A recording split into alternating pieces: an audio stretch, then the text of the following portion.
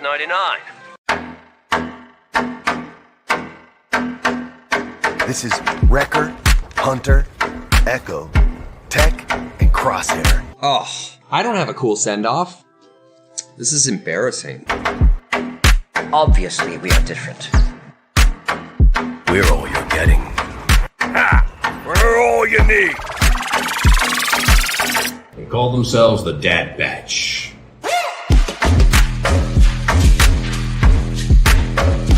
Experimental Unit Clone Force 99.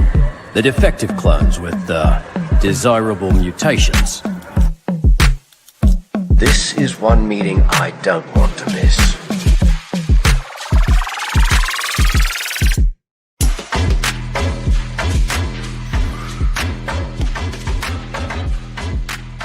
Hello, everybody, and welcome to another edition of the Dad Bash Podcast, episode 136. My name is Stevie Kicks, and I am one of your 4 hosts today. And with us, as always, the other Dad Batchers, your space daddies. First up, the traveling man in black is back. Cross Dad, Brian Cook. How are you, man? I'm good. 8 hours today in the car. Jeez. I think somebody's got you beat, but I think somebody has you beat on travel time. We'll talk with him in a second. But you good? Back home? Everything's okay? Solid. I'm here. All right. Cool. Next up, specialty costume manufacturer, painter, and galactic arms dealer, John Rodriguez, FX. How are you, man? Heyo, I'm good. How are you? I'm liking the new do, man. Thank you. It looks it's good. It's getting warm. So. I mean, I can't run my fingers through those luscious locks anymore, but you know, kind of can a little bit. That's good, man. How are you? I'm all right. Yeah, work's been good. Yeah, work is work. Oh, work is work. That is true. And finally, this guy has spent more time on a plane in the last 2 weeks than he has with his feet on the ground. It's Ramy Shanaday. What's up, man? I'm back. I'm very, very glad to be home. So the cat is very glad that I'm home too. I've been gone for 2 weeks. So very glad to be back. All work stuff? A little bit of work and a little bit of pleasure. So Ooh. I was fortunate enough to be able to sandwich. Like I planned this out somewhat diabolically, right? So I had 2 work trips, 1 week and one the next week, this past week, right?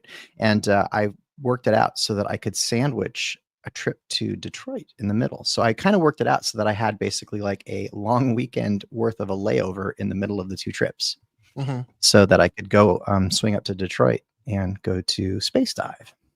Space Dive, you say? Mm-hmm.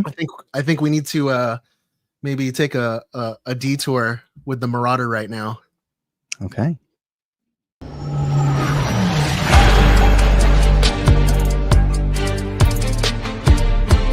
Lads, we've got company. You want to sit with us? That's never happened before. Ladies and gentlemen, host of Armor Party and co-host of Thank the Maker, it's Hondo Supply, Mike Forrester. How are you, sir? Yo, I don't think I'm ever not hyped when I'm backstage in that Marauder. The tunes start kicking in. I'm just bumping. Ludwig Göransson crushing it. It hits. How are you, man? I'm good. Ramy and I got to spend a weekend in my home part of the state of Michigan. I got to give him a little tour of Detroit. He did. I did. And we got to go on a lot of side quests. And most importantly, we got to go to Space Dive, which has been something that I have wanted to go to for a couple of years. But being that May the 4th is a very busy weekend for a lot of us, generally, I wasn't able to make it. So the stars aligned. I had stolen an Imperial Starpath unit, and I was able to make it downstate. Ramy was able to come. Our dear friend Jason Chiodo was not able to make it, so we made sure to drink about 1,000 blue milks in his honor. But we had a full squad at Space Dive, and it was awesome. Fantastic. Well, I'm glad to hear that you guys had a good time. I'm very jealous of all the stuff that I saw posted online, which we'll talk about in a minute. Yeah. FOMO. But I'm also happy that you like the music, the intro music, because you're gonna hear it about 3 more times. Oh no, we're gonna do that, huh? We're picking up another miserable soul on the Marauder.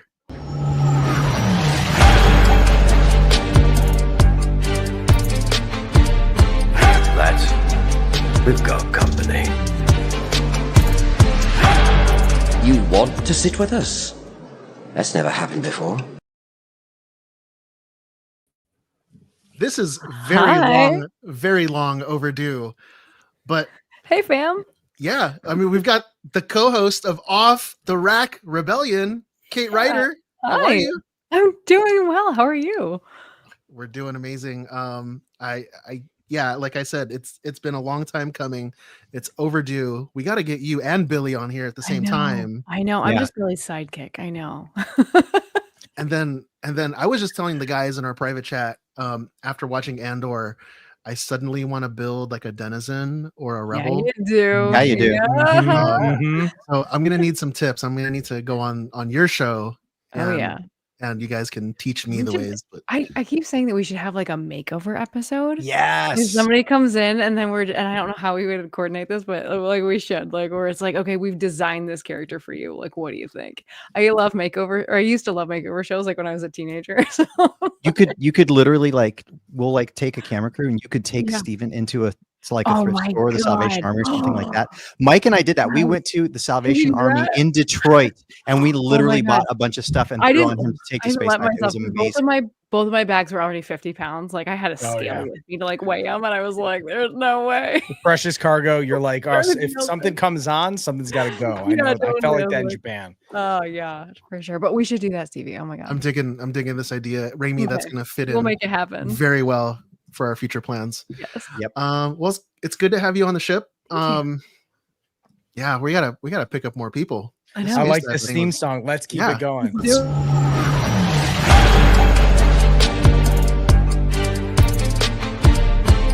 Lads, we've got company. You want to sit with us? That's never happened before. It really doesn't ever happen that people want to sit with us. But ladies and gentlemen, welcome to the Marauder, creators of Space Dive, Kevin Carter, Daniel Land, and Colin Wilson. Welcome, guys. Thank you so much. Yeah, good to be here. Yeah, he's really the only creator of Space Dive here, but we're all creating. support. No, no, we're certainly all and just to be, there's about 25 people out the door here in our Hidden Rebel base that we're currently working on completing the process of tearing down and packing down Space Dive away. Uncreating. Uncreating. Yeah, the process of yeah. uncreating is going on right now, and so we're probably going to cycle in and out a little bit because it's a very chaotic kind of environment. But we're so glad to be here with you. It takes a village. Yeah, you know, it's thank you for taking time out of your very busy schedule to make some time for us. And I definitely want to talk to you about the breakdown of what you guys are doing right now, because Raimi and Mike, they were saying on one of our live streams last week that you guys only do Space Dive 2 weekends a year. That's right. Yeah, and only recently is that the case. This is our second time doing 2 weekends. It used to just be one, just May the 4th weekend. My goodness. Isn't that insane? Yeah. So And then of course all of you're that stuff, Monday. all of the materials, all of the ships, all the props, that just stays locked up all year round? We recently took our first foray into taking some of it to a con and doing a little setup there. And we'll probably be doing a little bit more of that kind of thing in the future. But so much of it is built for the space that there are some modular pieces we can bring out and kind of play with our Lego set out in the world, but so much of it is built just in place there and made for the space that we can't really set it up anywhere else. Yeah. So. We do also. There's been a couple of local parades where we'll bring out the A-wing starfighter and we'll come out in costume and put the stormtrooper heads on pikes, and so that's a lot of fun in a community way. That's awesome. Real wholesome. Well, guys, the Marauder's looking a little full right now, but I think we might have a gunner seat available. Let me check here.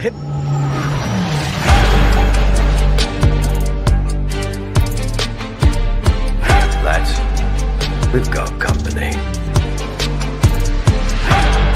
You want to sit with us? That's never happened before.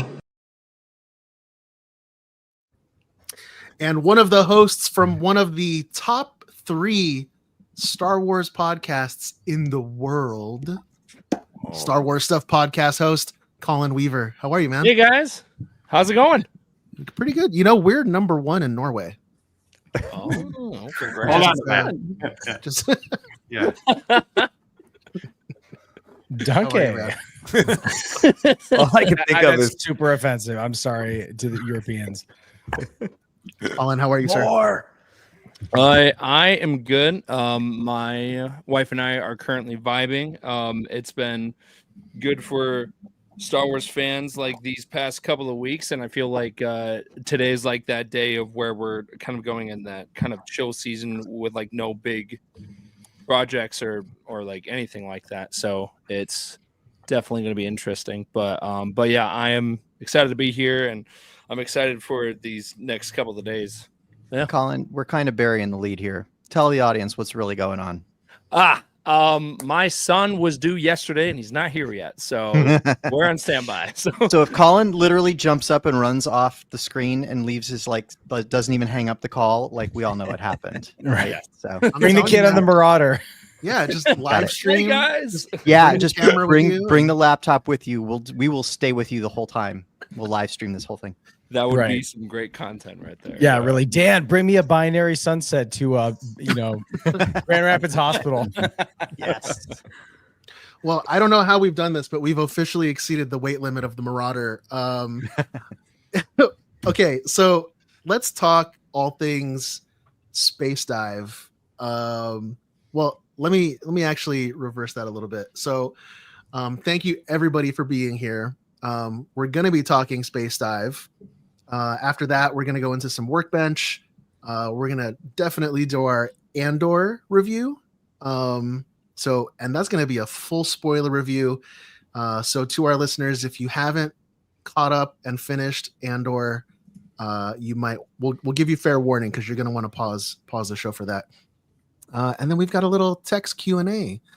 Even though Joe isn't physically here on the Marauder, he's got some questions for some of you. So we'll round out the show with that. But yeah, so space dive. Kevin, Dan, Colin, can you guys fill us in on what space dive is? Yeah, so space dive. Oh, here's other space dive co-creator John Donovan just walked into the building right now. So I don't know if you want to do the music again or just. Yes. We just keep playing it every time. Ramey's disabled the button. I can't do that anymore. There he is, John. How you doing? Can you hear us? Right. How are you doing? There we go. All right, John. Not to put you on the spot. Give us a little bit of the rundown of the history of space dive. This was your 10th year, right? Yep, 10th year, and I don't know what you guys already talked about. Sorry, we just got started. Yeah, it was good. Cool. Nothing. Perfect. Just being an obsessive Star Wars kid since '77 when I was 6, I was particularly obsessed with the cantina and had so many like the art of books and all of that. And so first time I ever stepped foot in the Tangent in that bar that we're at, we used to have shop space in the back where we would build things. But the first time stepping foot, I realized I could wrap this in a certain way and build a cantina. And that kind of sat in the back of my head for a while. And like Dan and I would chat about it for years until it actually finally happened when we went to another. Yeah, we'd been to some different, May 4th, things. And it was just, we started talking like, okay, like, obviously this can go further. This can be, it's like, what would you, if people are going to have this, there's going to be this national, Star Wars Day, this thing that like drives people like, out to sort of celebrate this aspect of the culture. How far could we take this? And using kind of all the skills and all and the community of amazing kind of people and artists that we all know and work with.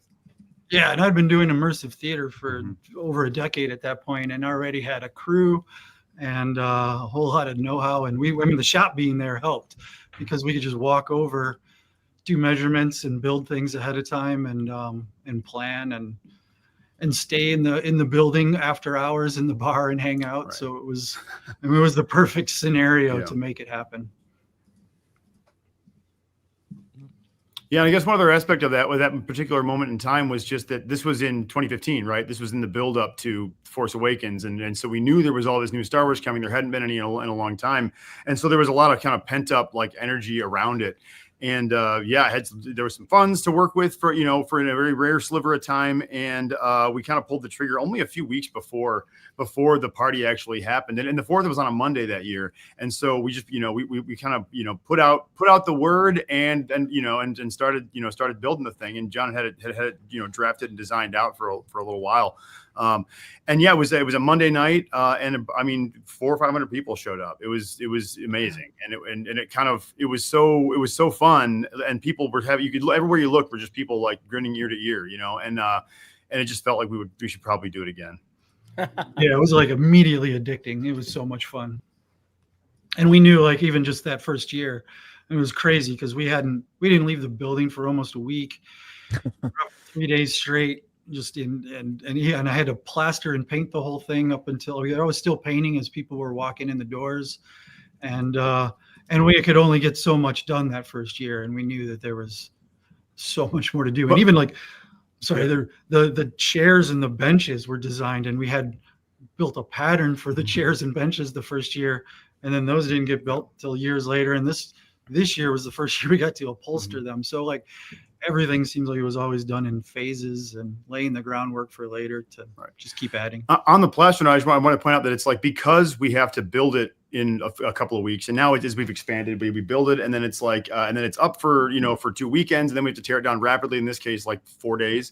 But that's what's going on here right now. But because of that modular nature of it, it's got to be built in pieces. And so every time you put the cantina back together, those seams have to be covered. So that process of like plastering and repainting has to happen every year. So it never. So you're always kind of like, and then that's, all those pieces have to kind of be, we want to erase that sense of it being modular, right? And have people feel that it's this completely, immersive, reality all the way around it, but then it's all got to come apart. That's awesome. Kevin, can you tell us a little bit about how you got involved with Space Dive? Oh, that's a great question. I think I had heard about it from the first year, and I didn't know exactly what to expect. I had plans to go, and I had costumes sort of on deck. And at first I was thinking, are these good enough to get in?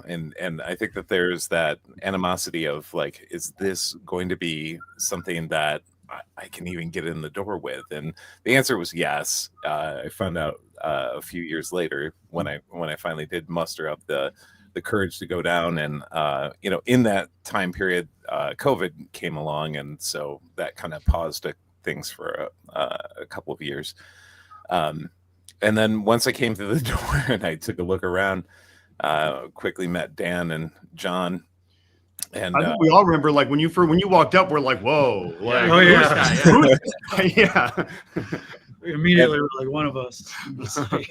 I remember whipping out my phone, and I'm like, "Hey, I just built this droid." And in fact, it's right here behind me, this little gonk droid that was back there. And I'm like, "You guys don't really have too many droids." They did have a droid bay. I will, in their defense, they did have like an area. And John's like, "Do you think you can bring it down here later today?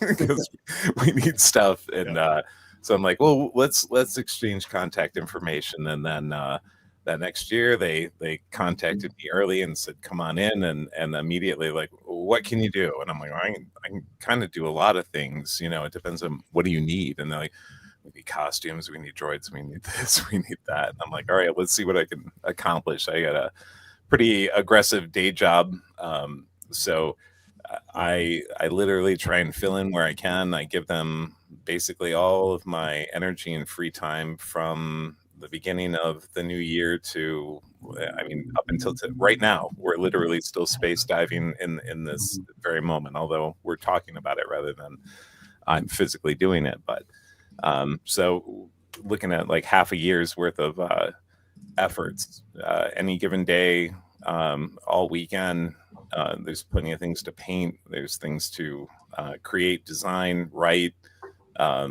costume, sew, 3D print, more paint.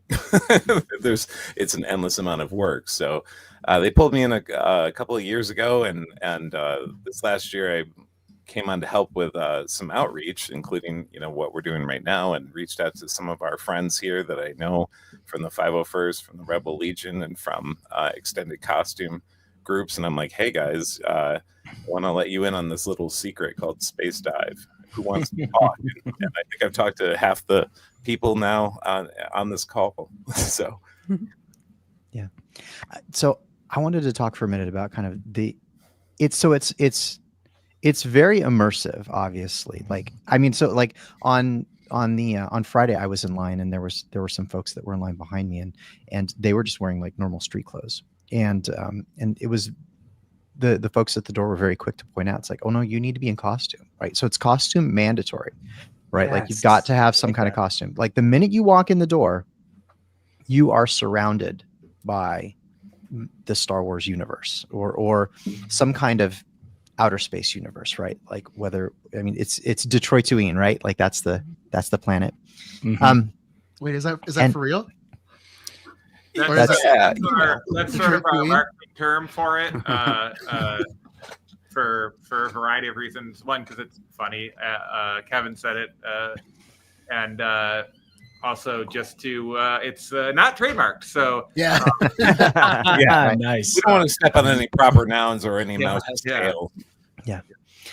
But in addition to just the visual and environmental immersion, you guys created some experiential stuff as well, right? Like Kate and I and another friend of ours were kind of walking along at one point on Saturday, and I'm trying to remember exactly how it came about, but somebody pointed out to us that the A-Wing pilot needed some help and that we should go see what they needed. Mm-hmm. And so we walked over there and offered up our services to see what help they needed. And like, we got sent on a little bit of an adventure. Kate, talk to us a little bit about how that played out. Oh, that was fantastic. I mean, it was just so, you walk by the A-Wing a million times, but if you stop and talk with them, you find out that there is, oh wait, I can play too, and then there's this little mission of like, I need this. Can you go get this for me from this person? And you go to this next character, and well, that next character, kind of gives you the runaround, but they send you on to somebody else, right? And it's just this like, you get sent around to these other characters who need you to do something, who need something from you. And we were loving it so much that we kept it going. We confused some of the actors because we were just like, we were like, oh, that can't be it. We want more. Luckily, we were friends with one of the actors as well. And we were able to kind of like, elbow him and be like, hint, hint, wink, wink. Yeah, we're still going. And he was like, oh, okay. But it gave you the opportunity to play, and experience that on that level that I think that folks who went on, the Star Cruiser got to experience that, and like it really pulled them in and they felt like they belonged. It's a very unique level of engagement for us, and I think a lot of us are looking for that. Yeah. So, I mean, just to Mike, kind of describe the layout of the place for everybody, like the different sections and zones and what was there. Sure. Well, I think from a outsider's perspective of not knowing what Detroit is like, you are the Tangent Gallery is in what is a lot of Detroit is still formerly of manufacturing, right? So we have art galleries that used to be big factories that were at one point they would literally just make bearings for brakes, planes, whatever. Detroit was a manufacturing hub, and so a lot of these big open spaces, they're just big boxes in some ways, and they have all these different entrances, and you have cool, doors that can go in.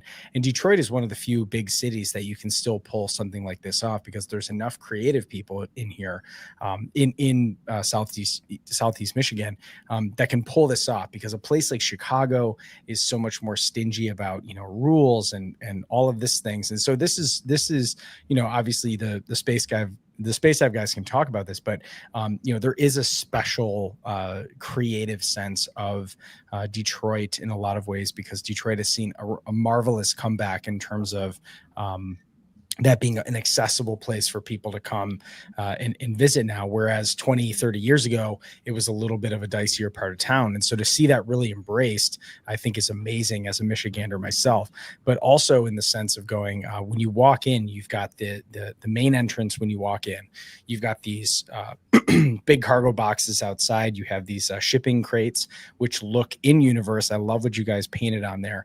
And then you have almost like 4 different experiences. You can go over to the vendor, almost like the vendor's market, which is not the experiential market that's on the outside. That's kind of part of you playing along. Then you've got live bands on the inside. You have a DJ on the outside. You have fantastic food that feels very in universe, almost straight off Batu. And then you have like leather goods.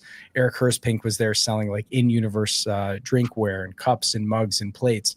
And then you had someone, I think his name is General Greebles, was selling Greeblies just to put on your jacket, because you can get in with a swarzy looking jacket and then throw a Greeble on there and it's like, dude, sweet. So for everybody who's looking for something, if you just want to go in the cantina and drink with your friends and just kind of people watch, that's okay.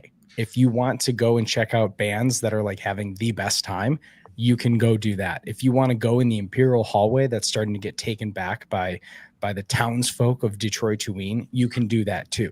If you want to go outside, listen to different music, grab some unique grub that's like designed to be in universe and just hang out and experience all of the different people watching, the different costumes, you can do that too. So in terms of an experience that we've come to appreciate as different kinds of fans, but all fans of Star Wars, you guys knocked this out of the park. Like, our group chat has been on fire since we got back, and that was 5 days ago. So this is really a special experience that I think if you are watching this podcast going, what am I doing for May the 4th next year? You might need to take yourself a little trip to Detroit-Tuween and come hang with us, because it is absolutely worth the visit, not only to Detroit at a beautiful time of the year, but also to see this incredible amount of work that's gone into making this experience what it is.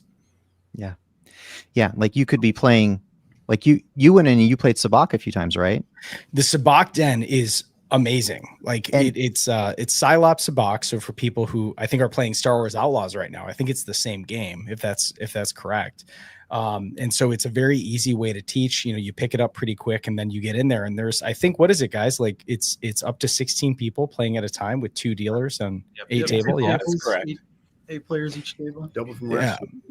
Yeah. Hey, folks, I'm going to jump back out and help our other creators working out there, but I want to introduce you to somebody else. I'm going to bring in Tracy, project manager, and you guys. We need Tracy on here. Back. Thank you so much. You guys carry on.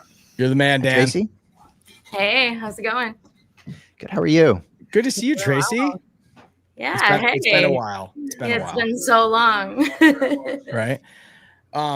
Yeah. So I think the Sabacc, me going in, I was an officer on Saturday night, so I got to go in and kind of, rabble up some people. And that's been part of the experience. You guys have actually had a really great time designing the Sabacc experience. If you guys want to talk about that a little bit, because it's kind of a focal point. And I want to add, because I came in, I was following Mike. Mike was in his officer, and I was in my kind of denizen with the helmet on and everything. I was kind of like his sort of like muscle behind him, right? And like, I followed him in, and I was just filming because I knew that he was going to go in and sort of shake these guys down. He goes in and he starts harassing the Sabacc dealers. They bribed him, and he took the money and left. They paid the Imperials off, and he's like, "Carry on," and turns around and walks out. And then like, while he was doing it, a couple other people stood up and paid him off too, just to make sure that they stay out of our business. For your troubles, officer. Right? I'm like, oh, excellent. Keep Are you feeling lucky, or have you paid for that experience? That's what I was asking. I mean, I must admit, when Raimi first told me, "Oh yeah, I'm going to be out of town for a couple weeks, and I can't be on next week's pod because I'm going to be at Space Dive," I'm a little ashamed to admit, I was like, what? Space what? And he was like, oh yeah, it's this cool thing. And I was like, oh, that's the thing that Mike was talking about. Okay. So, I was following along with you guys over the weekend, and I was like, okay, there's, in my mind, Space Dive was like Star Wars Burning Man, where people just go on this a spirit journey or something. But Wasteland Weekend. Yeah, but after seeing what so many people have posted, so many different experiences of Space Dive, and plus what you've talked about, Mike, it's almost like Star Cruiser meets LARPing meets D&D. We kept calling it the Star Wars Ren Fair. Yeah. This little mini Star Wars Ren Fair where you can play. So one of the questions I had was, the first question I have is, what is the date for next year? May the 4th is on a Monday. It's tough. Okay. And so is this something that goes like 24/7? Are there specific operating hours? For us, we're living it 24/7. But the actual event is like 7 p.m. to 2 a.m. and each night. Next year's dates, if I would probably say first, second, fourth, and then following Friday, Saturday, 10th, 11th, or something. It's like 8th and 9th. I think 8th, 9th, yeah. And Rami and I were also saying, like, we went to the family day because there's a family day. Family Day rocks. And Family Day is awesome because, like, that's where, we've had a lot of conversations about Andor and it being a very adult Star Wars, and all that stuff is great. But like, John, specifically you, like, I'm watching you take this group of kids. That was my favorite. We're like, frankly, unruly for most of it. As soon as you put a Nerf gun in these kids, you're like, see ya, dude. And, and then to watch you get all of them in line and you're like, come on, let's run a mission. Every kid was like, gold leader right here. This is the guy. And that felt so good to me, seeing kids, like, you almost see a vision of yourself when you're young, watching Star Wars going, this is real. And like, you're making it real for them.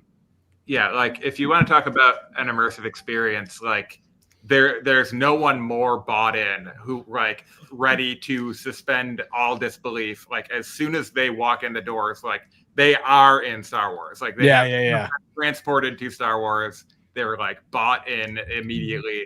So if you come up to them and say, hey, we're going to fight the Empire, they're like, hell yeah, we are. Like, what are we doing right now? Who do I beat up?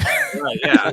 The only thing better than that is seeing adults also fall in line with that as well. Yeah, sure. Where they come in and their eyes light up just like they did when they were children. And I see it time after time. In fact, I saw it on the face of you, Mike, as well as Ryan, as well as Rami. When you guys first when I walked you around that corner, I saw your eyes light up. I'm like, all right, we won.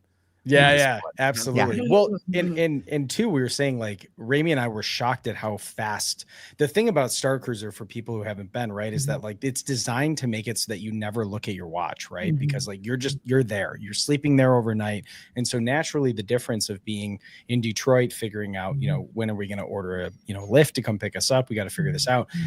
Rami and I were shocked at how fast time was flying. Like, for some people that want to bring extra costumes to go change in the car and get back in, all this stuff, like, all of a sudden it was like 1:15 in the morning and we're like, oh man, like, we're old. Like, we didn't expect to stay till bar close, but we might as well be here. So I think for people who are like kind of saying, sure, don't let the 7 to 2 a.m. scare you. Get to Detroit. You will have so much fun for both nights. Yeah. I'm not a night owl. I was on West Coast time, but I'm not a night owl. And I kept being like, oh, maybe I'll bail. And I'd be like, oh, well, we're staying pretty late because it's already 12:45. We might as well. Yeah, you were there as late as we were every night. More blue milks. More back to the kids. This was my favorite video that I got all weekend. Yes, John leading these little kids on this little mission. So cool. Those little kids were ready to go, and you were taking them around. I had another one that I got just a few seconds later, and you were all gathered around the A-wing, and you took them around and on their next little leg of their mission. But those kids were following you around like ducks following their mom, right? Like, they were just ready to go to take down the Empire. Wholesome. Yeah, it's one of my So- absolute favorite things about Space Dive. When we first started off, it was only one night, and it would go by way too fast. And it was like, for us, it was a blur. It was like a wedding night where you spend all the time planning and building, and then it happens, and you're like, you can't believe it's already 4 a.m. Yeah. And we kept talking about doing a kids' day for so long, but it took a while to finally get to that point. And when we did, it was just like, The thing, we should have done this earlier. Really propelled Kids Day was that Vault of Midnight Comics, Right. which is they have 3 locations in Michigan, opened a shop right next door, like literally across the street. So Free Comic Book Day is the first Saturday of May. And so they were having hundreds of families, I mean, thousands and thousands of people coming through on that first Monday, or that first Saturday in May, which is always during Space Dive. And we're like, well, this is like the easiest team up ever. So since the first year we did Family Day, Vault of Midnight has been a sponsor, and they sponsor our costume contest for it, and they donate prizes and stuff for us to do the Family Day costume contest, and they've been like an awesome partner in that. So yeah, that was a really helpful thing to have, like this sort of built-in audience just sort of like land right next door to us was really fortuitous. So that helped launch Family Day at the very beginning, and still keeps it alive. Yeah, and then once we went to 2 weekends, being able to do twice as many family days has been even more fantastic. Yeah. Family Day is the best hangover I have all year. I remember talking to Hunter Smoke about this, but like because it was his first time of him experience this, and I was like, if I was a kid experiencing this would enhance my entire fandom in such a remarkable way, because it's one thing watching, all of this, all these movies and TV shows and stuff, but actually going in and in a way experiencing it, it's a totally different experience, and it's enhancing your fandom. So it's awesome that you're able to do that for all ages. It's phenomenal. Yeah, I think we're creating little zealots everywhere. Radicalize the children. Yes, radicalize the children. Pockets of fomenting. So Colin, so you've obviously, this was not your first time there, right? No, this was my second year. Okay, so was this your first time having Chewie there? Or did you have Chewie there? It was so I had Chewie there for the first time last year, and funny enough, I actually just got done building him a couple of weeks prior. Oh my gosh. Yeah. So let's test run a Wookiee at this completely immersive, like crazy event. Yeah. Why not? And wasn't the only one. Multiple. No. Yeah.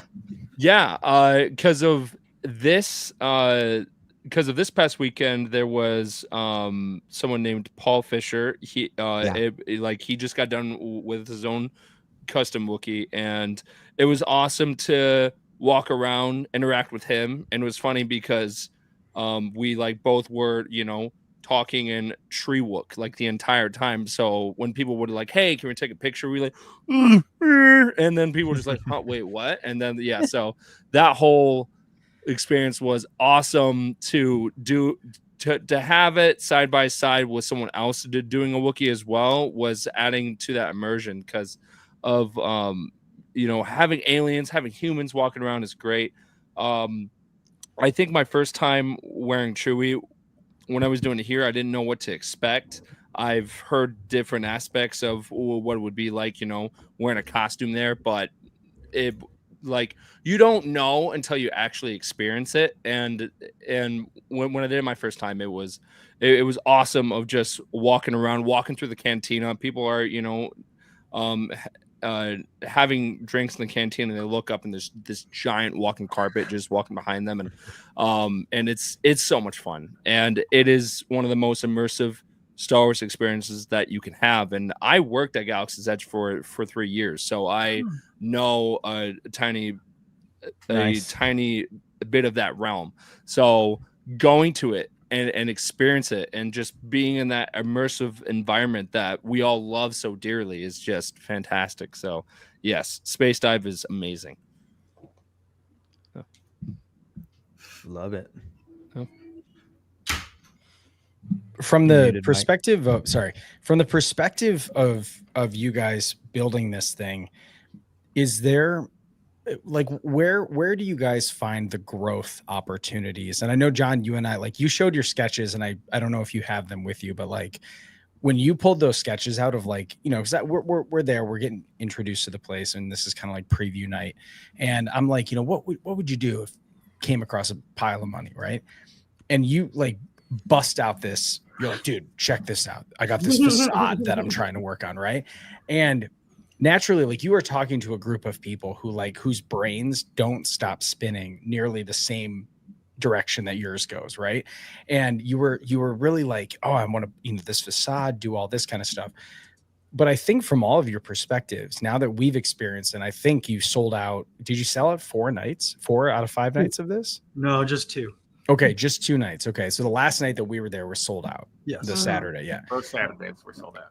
So where do you guys see growth for something like this?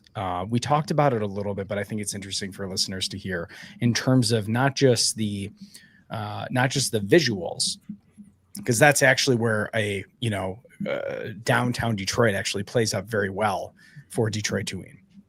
But where do you guys see the growth in terms of you're all very much experienced people. You have a great time doing it, but you're also trying to have fun yourself. Where's that growth in terms of going after this? I have a feeling Space Dive is going to be increasingly popular now that the magnifying glass is certainly getting bigger and bigger. We're run out of room, so it's more about detailing what we have, adding to the environment that's already established that we can just continue on. But like you were talking about the immersive side of it, we want to add so much more to that. We want to be able to add more character work, more puppetry, so we can design part of the sets to hide puppeteers behind something. We want to just make it even more detailed and experiential for everyone. Because sure, like we were saying, it was like you get to a certain point and you're out of, the mission is complete and you just want more. And like, that's how we feel. We just want more. Like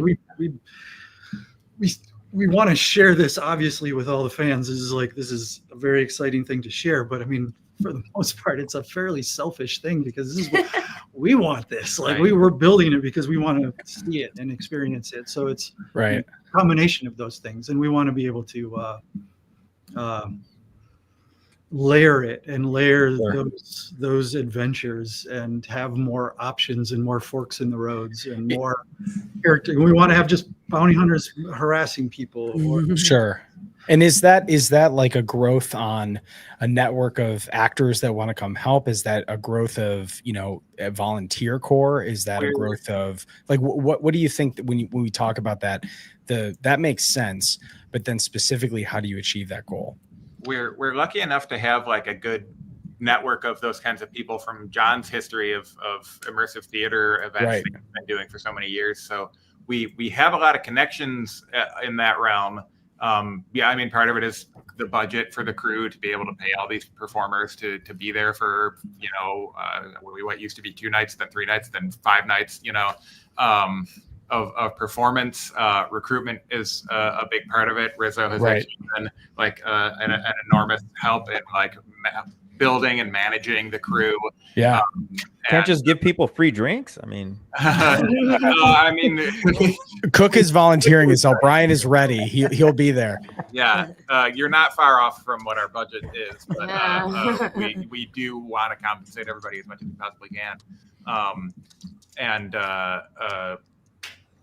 So moving forward, it's sort of dialing in how those things work, whether it's like bringing in more actors to fill some of these roles or training more of our other crew to like perform in these roles a little bit more. Well, if we're going to be doing, I don't know if we're going to be doing improv classes down at Planet Ant or what, but sure. Yeah. Trying to increase that immersion has been a big focus the last couple of years, and this is the first year we really got to see like where you guys got to all these different points, these different sort of cogs that intersected and played with each other. Right. Our thing we've kind of been building on the last couple of years, and it was really rewarding to see it pay off for the first time in a big way this year. Yeah. I had a great little moment that I wasn't sure was actually scripted. I went to I'm going to the A-wing, and I go to the parts dealer, and he's telling me he needs a Huttese coin, right? And it's projected on there, right? Which is amazing. And I'm like, okay, you know, what's it called again? A whoopee? A whoopee or Yopi. And so I'm like, okay, cool. So I'm asking different people who sells in Huttese, right? I want to get one of these things. I think he's with Space Dive, at least at this point. I hope this was, because if not, this was an incredible experience. He goes, hey, you're looking for Huttese? And he goes, check this out. My bag is full, man. I had a great night of sabacc. And I was like, oh yeah. He pulls it out, and I'm like, I think I know what that coin is, but it's a little bit different, right? And it's a little bit bigger than I thought. But I'm like, you know what? This tracks. So I have this piece of moss that I was supposed to trade for this thing. It was great. He takes the moss. He goes, yeah, cool. I'm looking for that. I'll trade you for this. I'm like, oh, it's another person playing at a different point in the journey in the simulation, right? Okay, cool. So I go back to the parts dealer. I go, hey pal, check it out, Huttese. He goes, it is Huttese, but unfortunately that's a fake. And I was like, did I just get robbed at Space Dive? I was like, son, I got slimed by, and then the best part is I'm like, oh my God, I got to go find, like, you know what I mean? Son of a Sebulba, I got to get this guy. So I go over to the sabacc den. The guy standing outside, you know, so you can't bring your blasters into the sabacc den. You have to turn in your blasters, as every safe outer rim scummy territory goes, right? That's a hard pass. Come on. So anyways, so I go, can I see your blaster for a second? He goes, only if you bring it back. And I said, I can't wait to bring this back. I take it. I walk around. I'm looking all over the place. I find the guy, and I go up behind him, and I stick it right in his back. And I go, I am going to blast you all the way to Coruscant if you don't give me that moss back. And he turns around and he goes, all right, dude. He's like, hang on, break for a second. He's like, I actually don't have it anymore, but here's the coin you're looking for. He's like, that was amazing. I was like, in that moment, I was like, this is more fun than the Star Cruiser, because like, it was such a brash moment of being like, for a moment, I was like, I'm going to fight this guy. Yeah. And what you that moss. What you experienced there, Mike, is exactly the kind of thing that we like to happen, is like that other people are coming in with their own narrative and also playing off of you, and anybody and everybody could swindle you. We had lots of occasions like that. There was somebody who had found at the sabacc deck, you experienced this because you went in and you've sort of cleared tables and like got everybody out. Well, the gambling coin is known as the sack that you get is known as a scumbag, right? And those can be, you can exchange your currency, your terrestrial currency, for these gambling tokens, so you can go play in there. Well, those bags ended up on the floor. Like when people run out of money, they just leave the bag on the floor. Right. Well, someone had the bright idea of collecting those bags and then secretly going off into the area, and instead of filling it with coins, filled it with rocks, and then was exchanging these bag of rocks that looks like the scumbag to new travelers to Detroit Tuine, and getting them to exchange. Oh, you have whoopee? Oh, okay, I'll exchange you for this bag. Amazing. You know what a value you can have. You can gamble all night. I just need that one coin of yours. Yeah. So there was tons of this going on all over the place, unscripted things on our part. But as long as nobody's hurt, nobody's you know, no harm, no foul, it's all fair. You know, the whole game of sabacc is designed to be cheated on. I mean, nobody actually wins by being legit there. Right. Well, and two, like on my perspective of it, I you know, because there's another mission where you have to, you know, work with a couple of munitions. People are gonna, you know, be curious. And you have a case of where you have these, you know, these munitions that are very important for another mission. So I'm in my officer. and I see the person with the case, and they're kind of like looking around, right? So I know what the case looks like, even though I'm not part of Space Dive, right? So I just kind of walk up to her as she's curious, and I go, excuse me. We're actually looking for someone that fits the description of that box. You're not intending to harm the Empire, are you? And her like boyfriend was like, wait, what? Oh shit. Like, he's like, wait. He's like, oh no, officer, we absolutely we know who those people are that you're looking for. They're actually inside right now, and they're looking to, blow something up. I was like, point me in that direction. Appreciate you, citizen. You know what I mean? And they were like, I'm walking away and I hear them. They're like, that was awesome. You know what I mean? I'm like, in those little moments of just being like, that just adds to the immersion.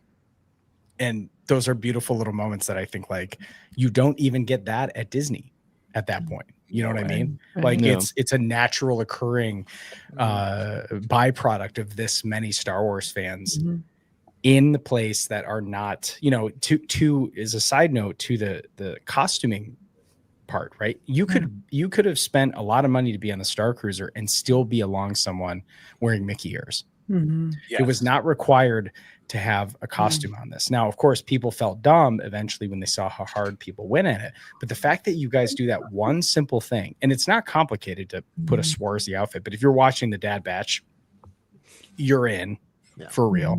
But those little things just push people over the edge to like just believe a little bit more. You know what I mean? And I thought that was a brilliant experience to be kind of see that in real life.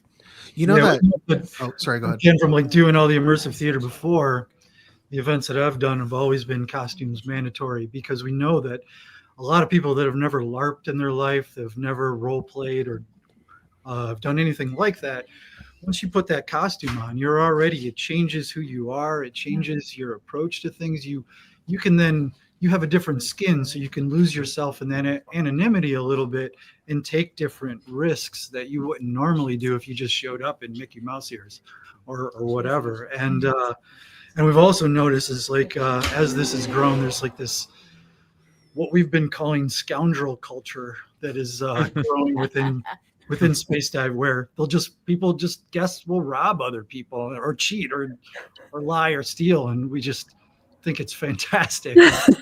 No one's actually getting hurt or anyone's, there's real true trouble. Everyone, for the most part, is there to just play the game. So it's been that kind of byproduct, for lack of a better term, has been just one of the most amazing things to see. And you were saying earlier about Sabak, that was one of the things we've been wanting to add. We've got years worth of ideas and it's just the time and resources to get to it. And Sabak was on the list for some time. And then one year tended to be on like our Friday nights, where it's a smaller crowd, but a much more dedicated crowd. And Sabak games were breaking out in the booths in the cantina, and strangers were gathering. We're like, time's ripe. And we built it the next year, and that's cool. Other John, imagine if we brought our kids and they dressed up as Jawas and then just started like tearing that place up. Everyone's missing their wallet. Everyone's missing their scumbags. And they just go around stealing from everyone. Yeah, having Jawas would be super cool. Yeah, dude, Colin, we're gonna have to get your son a Jawa costume soon. Oh, we got plans. We have a list. Yeah. We had a Jawa come through last year who was not shy about picking pockets. It was pretty good. Oh, yeah, she was great. Yeah, she was great. Which is awesome until it's your pocket that gets picked. And you're just Hey, like, come on, what's going on you are here? in a hive of scum and villainy. That's Watch true. out. I actually, I can't tell you that like how much fun it is to lose at Sabak too. Like, because I got down last year, I had lost almost everything, but somebody else, there's like this crazy trading culture there too, of people who 3D print stuff and bring it and just like exchange it, bring it to the Sabak table, gamble with it, like just hand it out to people, hide it places for people to find. Somebody had made like a bunch of Death Star plans this year and hidden them a bunch of places for people to find them. And so I had this 3D printed blaster that somebody had just given me. They were like, hey, I had this part of my costume and I'm leaving now and I don't need it anymore. Do you want this? And I was like, Yeah, definitely. Yeah. And so I went into the sabacc den, and I had lost basically everything. And to stay in for this hand, I had a pretty good hand, and I still had this 3D printed blaster. And I was like, okay, like put it on the table. I got to see the game. And losing that blaster when I inevitably lost that hand because somebody had a pure sabacc, and watching that person like raking this pile with this blaster that they just won, and watching them take it off to wherever they were going to go, lose it to somebody or give it, it's like, it's an amazing experience to see all these like incredible props people have made just like scatter amongst the stars when they get to space dive and go home in people's pouches. And like, you never know when you empty your pockets at the end of the night, all the crazy stuff we pour out on the table. It's like, what'd you find? What'd you get? Like, yeah. I mean, that's how we were on the way home. We're like, dude, I am bringing stuff next year. Like, oh yeah, I am loading up, like print those things, get those tokens out. Like I'm like pink slips, bring the pink slip to your ship. I'd love that. Somebody that's that funny. made bounty pucks of some of us, like of John and Dan, like, and they were around. We don't know who it was. Nobody could. They were wearing a mask. Nobody could get them to break character and say who they were. Like, there's just crazy stuff that shows up there that people work really hard on, just to come and distribute amongst people. So I want to piggyback on that. It's exactly 1 year ago to the end. We're in cleanup last year of 2024, and we're just going around the marketplace. We're picking up anything off the ground, and of course, this is where you find all those like little treasures that people dropped or broke off their costume or whatever.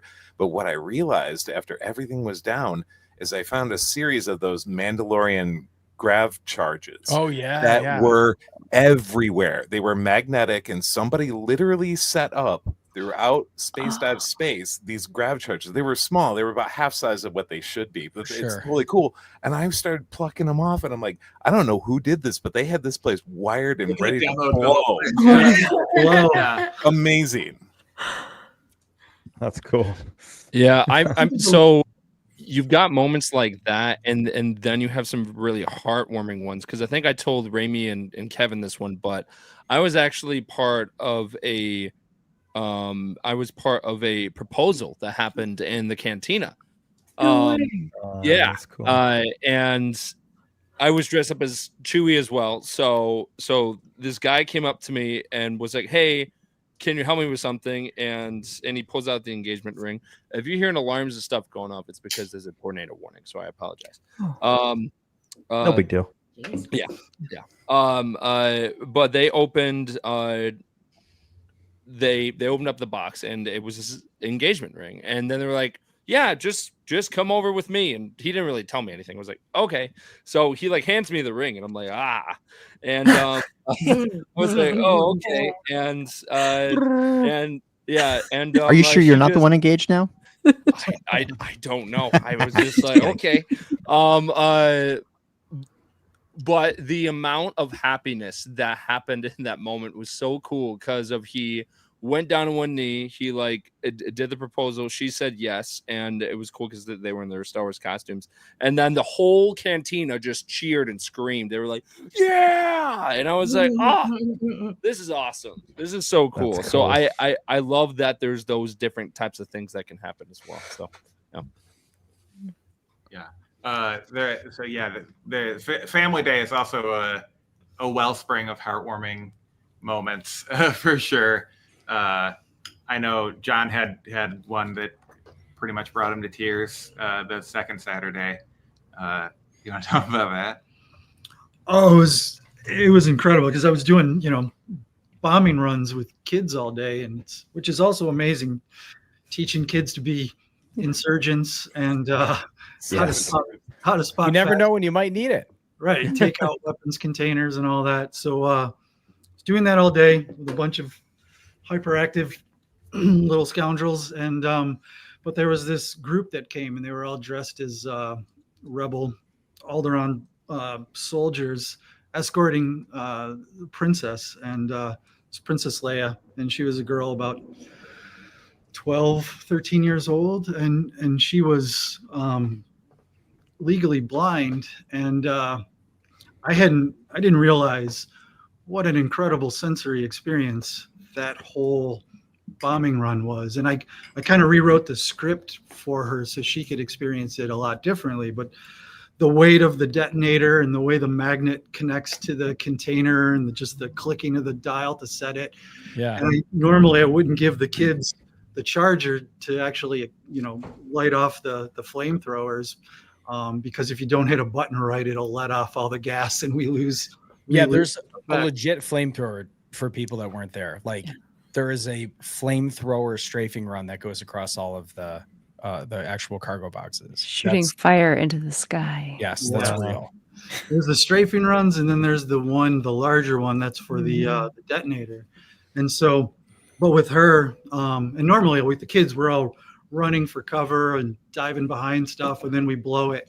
But with her, we were right there, and so she could pull the trigger and feel the flames and the heat, and just her reaction, and the way she grabbed me and held me tight, and and she wanted to do it again immediately and did it again, and I was like, well done. Tears. It was incredible. Wow. There was a Kanan Jarrus there that was actually blind. Oh wow. Oh, he had the accuracy. like John, like you're the what is that, season 3 when he gets blinded? Yeah. I was looking over and I was like, and I did, of course, the Kanan Jarrus, and he kind of looked over and like laughed, and I was like, damn, how does he? I'm looking at his mask and I'm like, how does he see out of that? And then I look in his back and I can see his stick, and I was like, dude, that's amazing. And his wife or whoever his partner was like walking him through it, and he was like grabbing stuff. I'm like, dude, yeah, John, you're absolutely right. Like, what an experience. Between different rooms have different smells, they have different sounds, they sound different. I mean, I can only imagine just like the tactile feeling of being like, you guys have done such an amazing job with the props that like you can feel the wicker baskets that are not just Tupperware, you know what I mean? Like, it's everything about it was incredible. And just to see that level of dedication, I'm like, man, you guys are, I'm like, we are each other's people here, because I'm sitting here like geeking out over these details, and we're here on a Star Wars podcast where people literally build stuff every day, every week.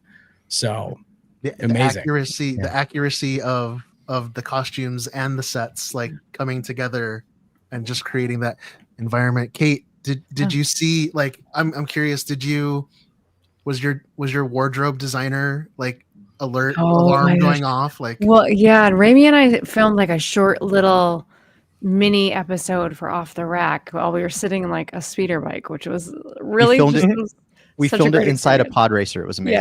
Yeah, we were sitting inside. It was so cozy and fun, and we kept looking around and being like, oh, there's this person walking by, and like kind of describing it. And I loved. So first of all, obviously, like the immersive experience with the costumes mandatory was phenomenal. I just showed my husband the pictures tonight. I just got back on Tuesday because I visited with my family. So I was like, oh my gosh, I'm so sorry you haven't seen any of this. And so his first thing was, wow, this is more immersive because of those costumes. And I was like, yeah it is. Mm-hmm. And then just the different vibe. Detroit Tween, it's gritty, and it's like they really love that post-apocalyptic style, and there's a lot and I just loved that, like kind of like comparing and contrasting in my mind to like kind of the Burgundy Squadron. Like we've got a look, right? Like that group of friends, like we all gravitate towards some certain themes, and like I was like, it'd be fun to get more of those in here and like kind of like mesh with these. Yeah, there's like a lot of desert nomad-y looking stuff, and I was loving it. I was really loving it. And I was like, it is kind of a geographical, like, yeah, I know they just get grungy, they just get dirty, and I love it. It's fantastic. I brought one of my friends he's been my best friend since I was 5. He's best man at my wedding, all of it. But he is like in the opposite side. He is like a super jock, listens to sports podcasts. It's just not his thing. So then when I go like when I'm like when I bring him to this, because he's like, I'm down for anything. You make me do interesting stuff because I'm not an interesting person. I'm like, come to Space Time. Yeah. So we put a Leia poncho on him, do all that stuff. Yeah. And he like was like, am I gonna feel dumb? And then he sees all of us walk out, and he's like, dude, we look sweet. Yeah. Right? There's an old saying that I learned. Yeah, there's an old saying that I learned because I grew up going to the Michigan Renaissance Festival. That was my original love.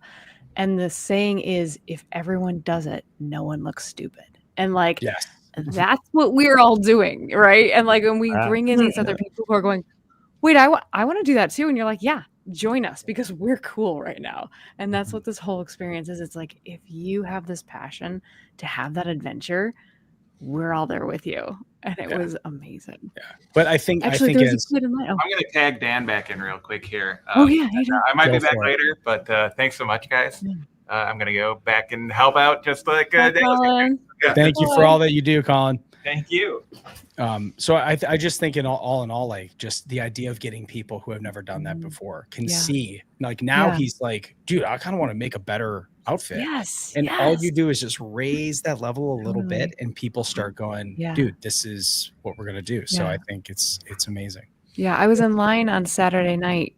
There wasn't a line when I went on Friday. I must have been a little bit early. But on Saturday there was a line, and the volunteer was going down being like, hey, there's a guy like 2 people behind me who was in a bright orange hoodie. Actually, Rami, you had a picture of him. He was on the in your little reel that you had here in one of the photos. And he had like a bright orange sweatshirt on. They're like, hey, do you live nearby? And he's like, oh, I'm just supposed to be meeting some friends. That's okay. And I was like, no. And I'm like digging in my bag. I'm like, I have a poncho. And I'm like, you will put this on. I want you to get in there. And he's like, oh, you sure? And I was like, yeah, put this on, And I was like, I was wearing my leku because I'm like, you can find me. I'm sure there's not gonna be that many Twi'leks, right? And so he did. Like I saw him walking around. I met his friends, and he did find me and get the poncho back to me, which is good because I wore it. That's so awesome. But yeah, that thing that what you were talking about the Renaissance Festival thing, but also that right there. One of the things I always tell people is that like, you don't be intimidated. Like you have what you need and you're at home for sure. And you might even have it in your car. Yeah. And I've been saying it for a little while. And one of my friends showed up the last Saturday and she literally had done that. She took like a black, like a coat she had, and she just put it on like a strange way, like the kind of wrong, like to head through the wrong hole kind of thing. And she had like a belt she wrapped around it and then just put like a shoelace like around across her eyes. And she looked awesome. And she blended in with the stuff like you'll see like high-end cosplay stuff. It was just sort of like, but I was so glad that like that, that little bit of it actually, I at least got to see it happen 1-to-1, I love it. Well, when we talk about that on Off the Rock Rebellion, our podcast, where it's like there's a little Star Wars filter. It doesn't always have to be like totally like weird, like out of this world. It's just you look at something and you kind of twist it a little, right? Like we love that. Yeah, that's another thing that's been incredible to see. A lot of people that show up the first time, not really knowing what to expect, intimidated by costumes, not really going full in, and then they feel somewhat out of place, but also inspired. And I've met so many people that they're not necessarily creatives, but they learned to sew or they learned to 3D print or model. There was a guy who came last year for the first time, and he did kind of what we've suggested, where you just throw a scarf and some goggles. And but then was so inspired by all the Mandalorian kits that he spent the entire year building a Mandalorian kit. He joined the Mandos, and he came this year and debuted his and he was like, he's never attempted anything like that before in his life. And That's so to cool. be able to like have people tap into creativity like that and be inspired is right. I mean, I taught myself how to use the sewing machine this year for Space Dive. Ooh, yeah. Congrats. We're all inspired by it. Exactly. All right. So for our folks from Space Dive, where can our watchers and listeners find more about Space Dive? Like what are your socials? What's the website? Tell us where we can. The website's a great place that kind of, connects you to everything else. Spacedive313.com. And then, that's the same. That's also the Instagram. But all those things the website will lead you through to all those other places. There's a lot of video and photos on the website to get an idea of everything. And you can jump on Facebook or Insta from that. Perfect. All right. Well, I think we're going to get moving on to talk about Andor. All right. So if anybody wants to talk about Andor, you're welcome to stick around. I know at least Kate's going to sneak fade out. 'Cause out. She hasn't watched yet. I'm going to watch Andor right now. I'm in the same boat. Yeah. We have enough time, right? We'll see you at Space Dive next year, baby.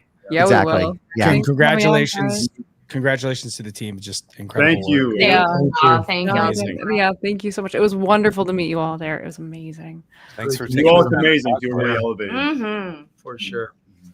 All right. Thanks, everybody. Bye, Thank guys. you. Good night.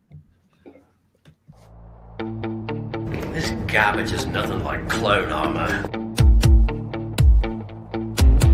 Looks a little tight on you, old man. Yeah, at least I know how to wear it. That's right, everybody. It's time for the weekly workbench. All right, gentlemen, who is working on what? I'm currently building a custom R2 unit. Hunter Smoke inspired me last year at Dragon Con, so I've been working on that nonstop. And then I have a couple of sucked you in. Yes, he did. Yeah. And I also have a couple of Wookiee commissions on the side as well that I've been working on. And I just finished my first Black Chrysanthemum too. So yeah. Dang. Oh wow. Nice. For yourself? Nope. For someone else. And I have to give Nathan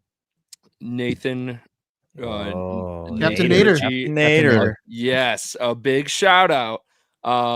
Because he has been my Jedi Master through all of this, because of I knew nothing about latch hooking, and then him and I became, friends through this whole thing. So I've been sending him people his way, he's been sending people my way, so it's just been phenomenal. But yeah, it's been a blast.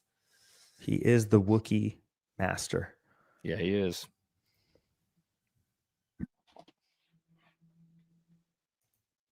Nothing. Been on the road. Work. Yeah, I've been driving. So, which I would like to say, you're trying to say, like, yeah, Raimi traveled more, but he didn't drive. He technically did travel more. He sat there drinking a beer on a plane. Like, that's what you do when you drive. What? Let's hope not. Absolutely not. 8 hours drinking beer while driving. That does not sound like a good idea. So I got nothing. All right.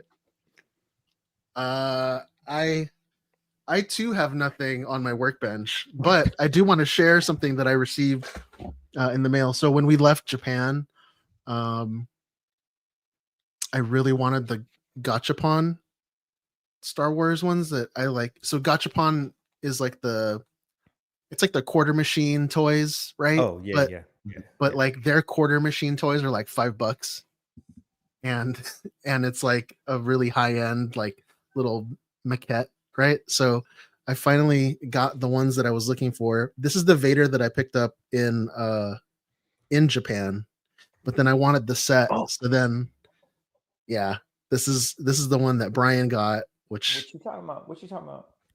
got me really jealous. But then I completed the set, so now I have all three. Why you gotta one up me? Yeah, dude, these things are cool. Actually, really nice buddy from Japan helped me complete these. Yeah, they're just sitting on my desk now. Nice little reminder of my frantic journey looking for these in Japan, because you can't find them, and then when you do find it, it's sold out. So it's just heartbreak after heartbreak. Those things were fun. Yeah, you're like, which one am I gonna get?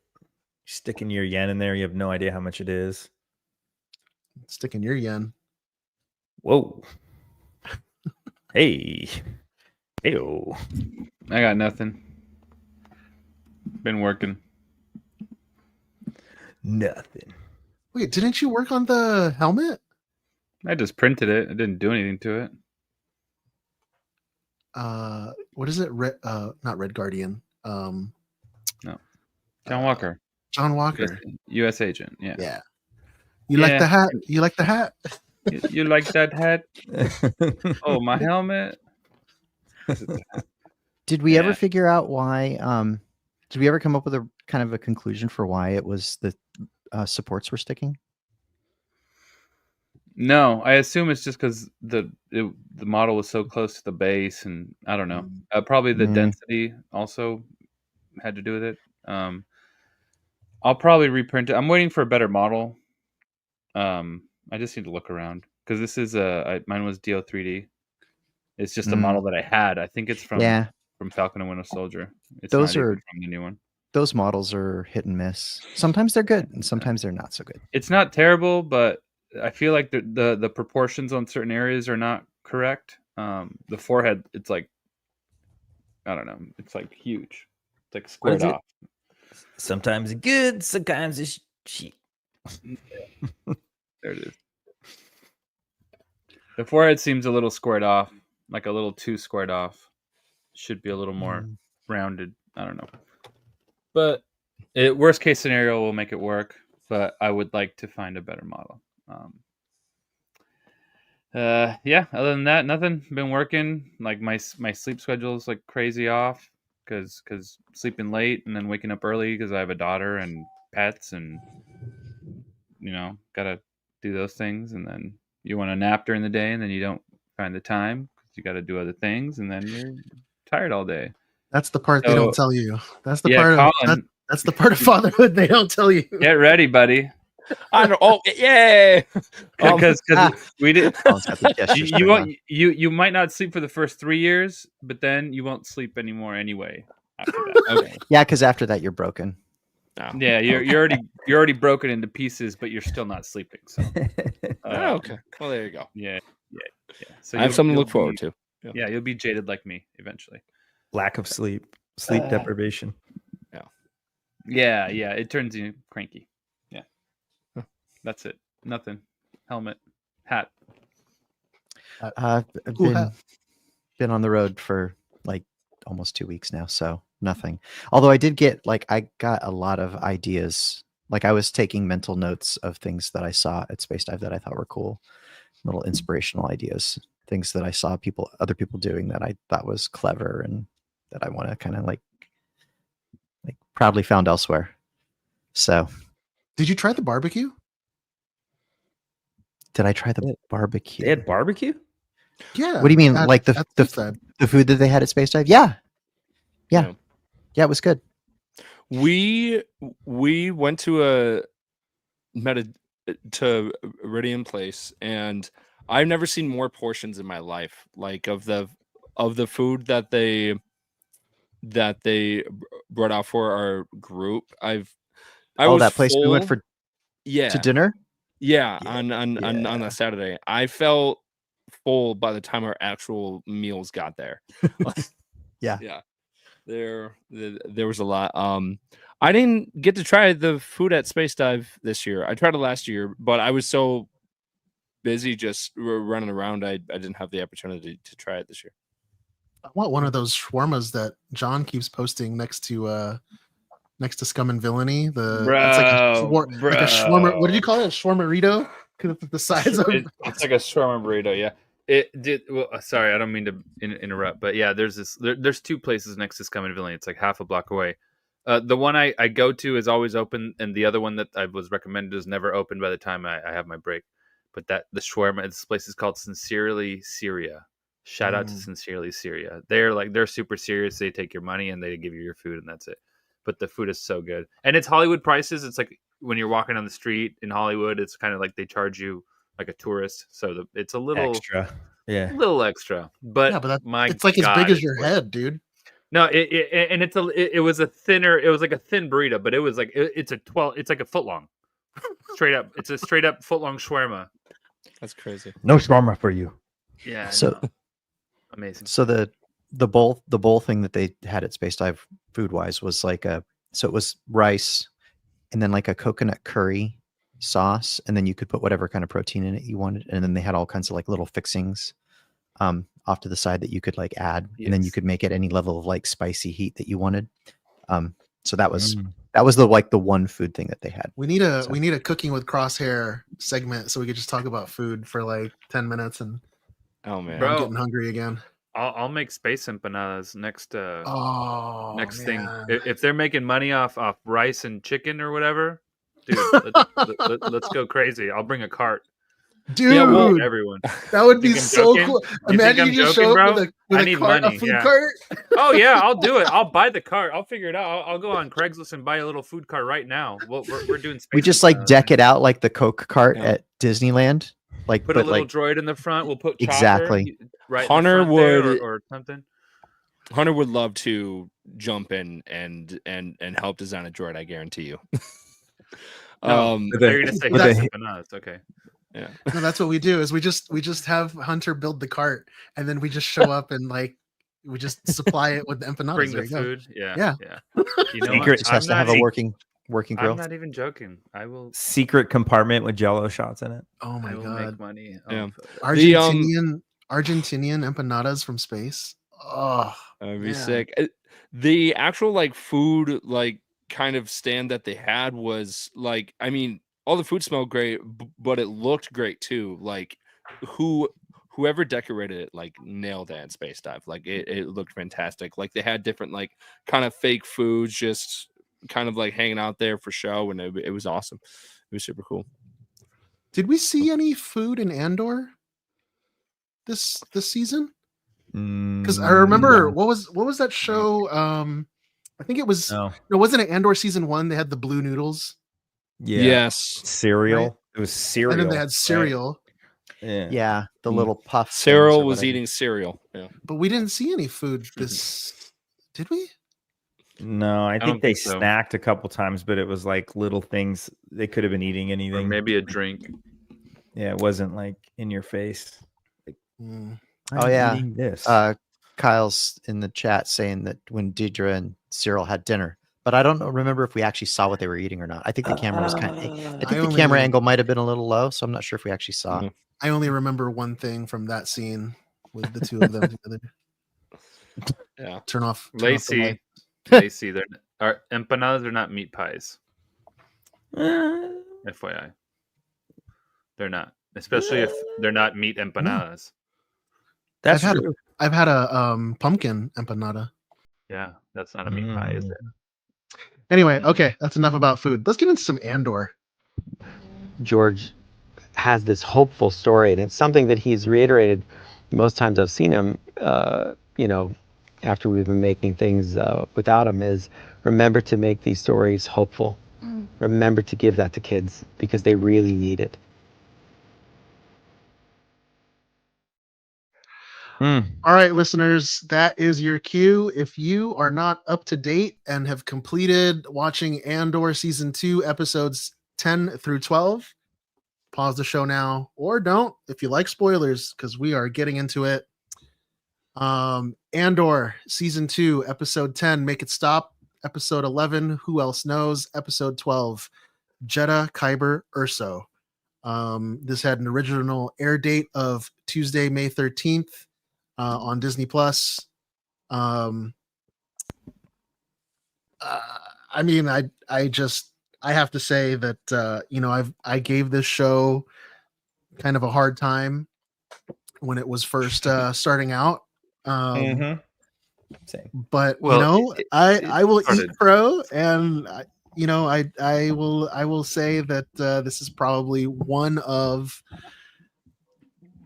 the best, in my opinion, Star Wars live actions that we've got. Stamp it. It was a good drama. Yeah. Stevie approved. Absolutely. Yeah, Stevie approved. I'm Stamp interested. I want to know what all of you guys think. I think the most recent person to finish the show was Raimi. Is that right? You just finished it yesterday, right? Or today? I'm trying to figure out how to. Last night. I'm still processing what I've seen. I don't know. And here comes the cat. Why are you yelling at me? I'm still trying to decide how much I like season 2 relative to season 1 and other stuff. I still don't. There's still some choices that they've made with this season that I'm not sure I'm 100% on board with. So as far as like, oh, this is the best Star Wars ever, like I'm not sure I'm on board with that. No, and I don't think it's the best Star Wars ever. It's very good. I definitely think that this is an example of very, very good storytelling. That they are clearly pushing the boundary of what Star Wars can be with this show. Yeah. the I want this one thing that I keep kind of going back to in my head is like I'm trying to figure. I don't know why my head wants to fixate on this. I'm trying to figure out like which character in the show are we as the audience like seeing, like whose eyes are we seeing the world through? And I don't know why, but I keep coming back to Cyril. Like Cyril's kind of in the middle. Cyril's in the middle. Like he's got one leg in the Empire and one leg kind of not, because like he's not 100% bought into the whole Imperial. Bro, he world. goes after Andor in the second to last episode. He's in Imperial. I mean, he's giving them the intel from the rebels. What do you mean? But he Of course also he's the doesn't Empire. know exactly what's going on. He doesn't. He walks agree out on 100% he walks with it. out on Dedra when he finds out that. Oh, he almost chokeslams her, but Yeah. But he is literally to the end. He's giving them intel till his last breath as he goes after the guy. I mean, I think if we the audience are He's going to be conflicted. any character, it's got to be Andor. It's got to be Cassian. Yeah. So I've got a dad question. Which is actually related to this. When do you think would be a good age to show your kids the show? Because the show is clearly not pointed towards adults. So when you're comfortable explaining what a prostitute is. Next week. Episode Next 1. week, dude. Explain Right it after quicker, he's out, and then just you can do the rest. Hold his head right up to the TV. Just Yeah. Why did they kill those 2 policemen, Daddy? I mean, think about it, Colin. When the topics that are controversial, like drug use and rape and things like that, when you're ready to talk about that with your child, think that through. Like Around when then, you're ready to explain that to your kid, then. Well, so obviously not anytime soon. Well, people keep asking me like those questions of being like, when would be the appropriate time? And I'm like, I don't know if I want to show him Andor. Different Star Wars media, you can. There's obviously kids shows from like the Jedi, or what are they? Not Tales of the Jedi. I'm sorry. The Young Jedi Adventures. Young Jedi Adventures. That's as young as it gets, to something like Andor, where it's very adult content. There's a spectrum, I guess, of what you could show a kid, and it stops somewhere. I think it stops at somewhere before Andor. I think because that's all heavy stuff. Yeah. And I'm not saying I would show my kid Andor. I was just curious, like, of your guys' perspective on it, because of I've been getting all these questions about dad stuff, and I'm at level like maybe 1.5 right now. I'm not even at level 1 yet. So and I've been trying to think of the kind of dad that I'm going to be, and I know we'll get into that section here soon, but yeah, I was just curious of what your guys' thoughts were. Well, we're going to have to talk to you after the show, after we're recording, because there's a lot of stuff you build up in your head, and then there's reality. Okay. So we also have to tell him. We also have to tell him the secret stuff that you only find out after. All the secret stuff that you find out when you're dead. Yeah. Okay. There's a green. whole list. Okay. Green I have poop. a giant note here, so I'm ready to go. Green yogurt poop. Yeah. Yeah. Get ready for that. There you go. No, but the Star Wars I show my kid, for example, I've only showed her Young Jedi Adventures. I tried to show her a little bit of like a Skeleton Crew when I was in it, like because I'm like, oh look, there's me, and she's like, cool, and then kind of doesn't really care. But she's only 5, so it might not. She's not really ready for it. But yeah, speaking Steven, of no, I was gonna say I'm trying to figure out how to segue this, but speaking of Sorry. kids and fatherhood, how about Lonnie, the Imperial ISB agent, trying to like make sure that his wife and kid was safe. He got out fast, right?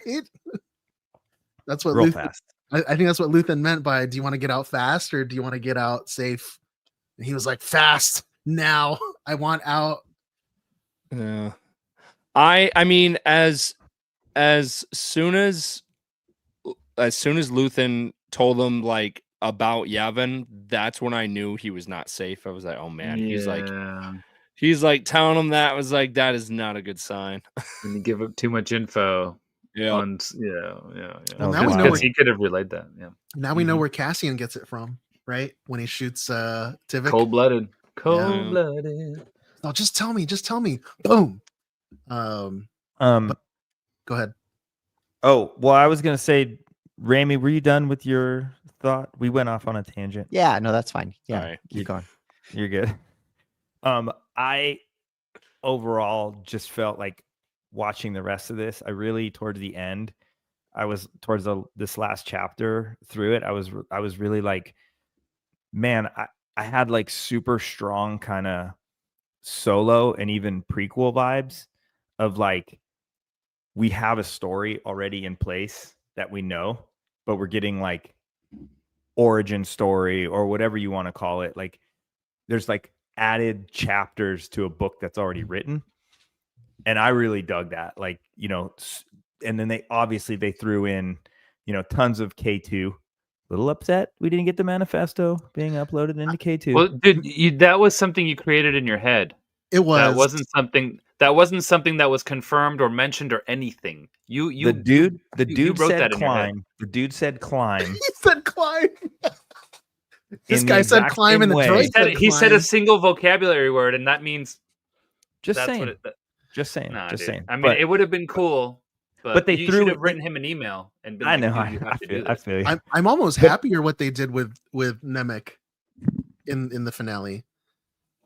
They give him a little montage, a little. Well, no. Like the fact that his They mentioned what is manifesto? Is that what it's called? Yeah. The fact yeah. that his manifesto is being broadcast across the galaxy Yeah. to That's what it was inspire for. the rebellion. Yeah. Like Yeah. I almost feel like that's More. like, it's more than just being in a droid. Yeah, because the droid does so much, you know. Yeah. Which, That recording, he, yeah. he also did. But just that, and then throwing in like extra K2 footage because you know he's so beloved Gratuitous. in Rogue One. Yeah, so it's yeah. it's gratuitous, but it's just like when you watch Solo and he meets Chewie. But And- if you think and about it's- yeah, there's just like these like super cool connections that like make us feel good because we're The getting fan this like servicey. yeah, we're it's getting fan this- service.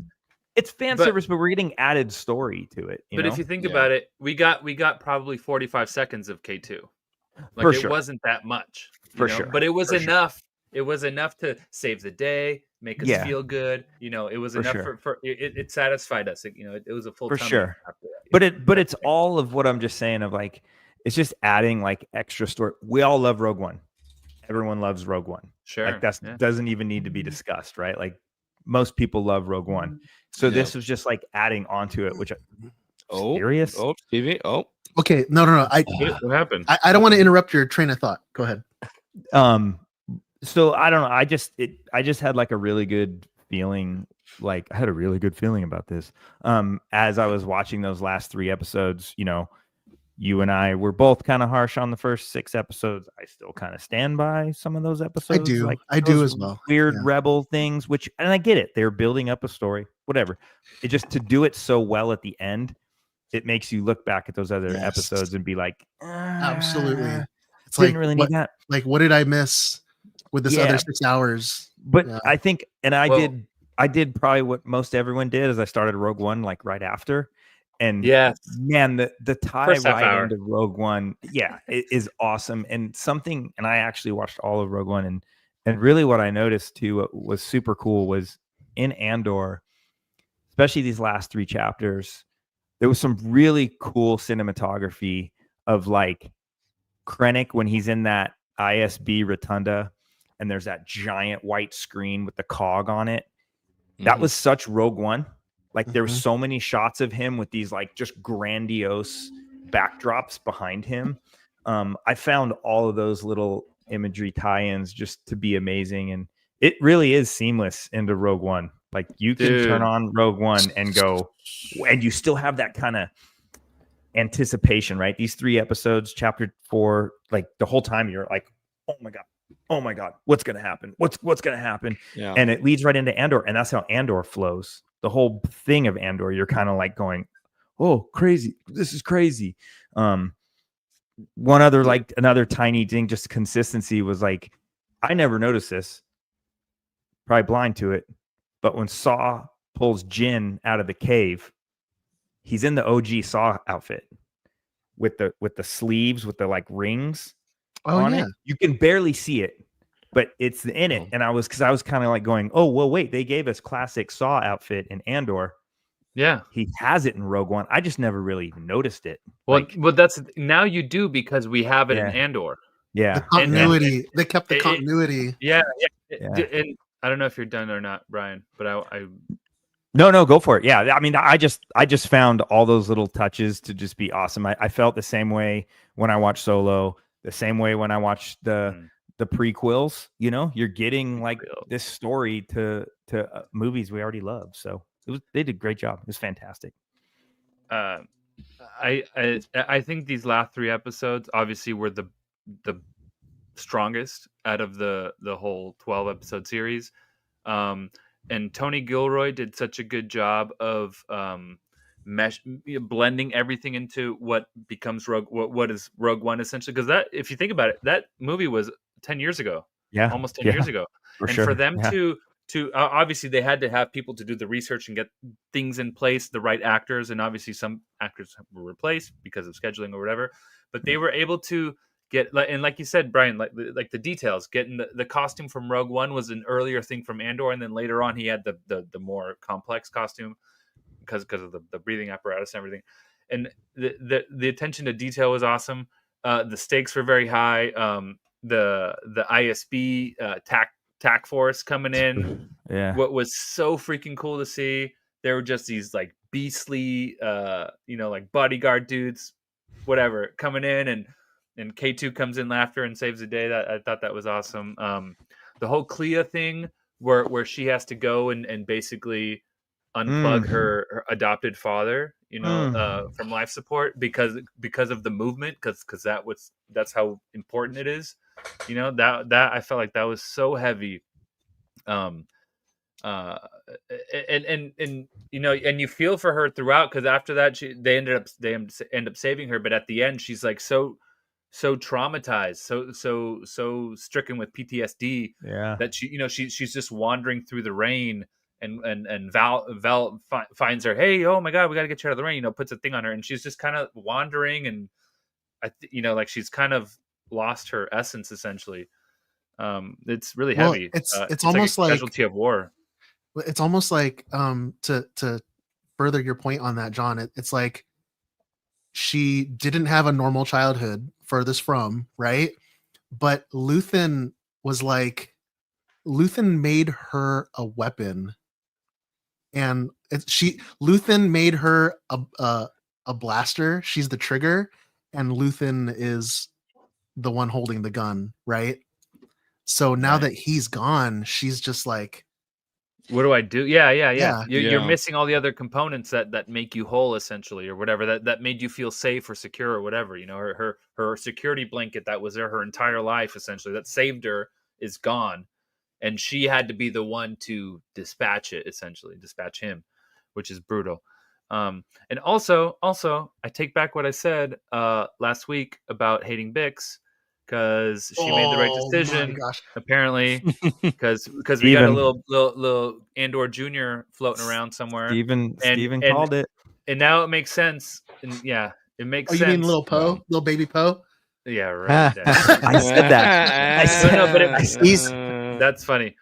He's a good year, maybe 2 years older than that baby, but still. But she made the right decision, because if he would have known that she was pregnant, he would have visited bounce. That is the only acceptable reason for her to do what she did. And that's why I say I take it back. Yeah. I take it back.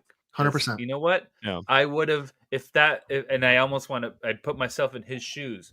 If that was me and then that happened, I would have preferred to not know, in that sense, because I would have continued my journey or whatever, continued my mission for the sake of the rebellion, rather than being distracted, which she knew that might happen. There was two other things that I forgot to call out. One was, when Cassian is kind of like pleading to the council about what's going on. When you watch that, and then you immediately watch Rogue One after, and he gives some of his speeches in Rogue One too. Just that sense of urgency, and he's so committed to the cause at that point was really amazing. And then lastly, I don't know who sits through credits, but halfway through the credits, the music changes to the end of A New Hope. It's so good. That theme song. It's so good. It was such In a Rogue great One, visit. Brian? No, in Andor. When Andor ends, Oh, I missed it. halfway through the credits, you got to sit through half the screen of all the people. I was like putting glasses and food dishes away and stuff, and I was like, wait, what? Also, and it's the theme song from the end of A New Hope. Also, I want to mention, we were really worried about B2 Emo. Wait. He has a buddy. He has a buddy, and he's distracted, and he's having fun. Did you see that? They were racing. Yeah. The droids were like, Yeah. "I win. Yeah. Let's try again," or whatever. Like he It had a buddy. It reminded me of they were partying. What's his name? They were racing. They were having fun. Eve and Wally. You're talking about Wally. yeah. Like But now I also don't feel so bad for B2 because he's got a buddy to distract him from what he was so focused on before. Yeah, that is funny. That theme song got me though at the end. Man. It was a nice touch. It was a good resolution. People were so upset at the end of the first 3 episodes of this season because they're like, Cassian left him. No, and in my mind, I was like, he's gonna come back. They'll make everything make sense. He's not gone.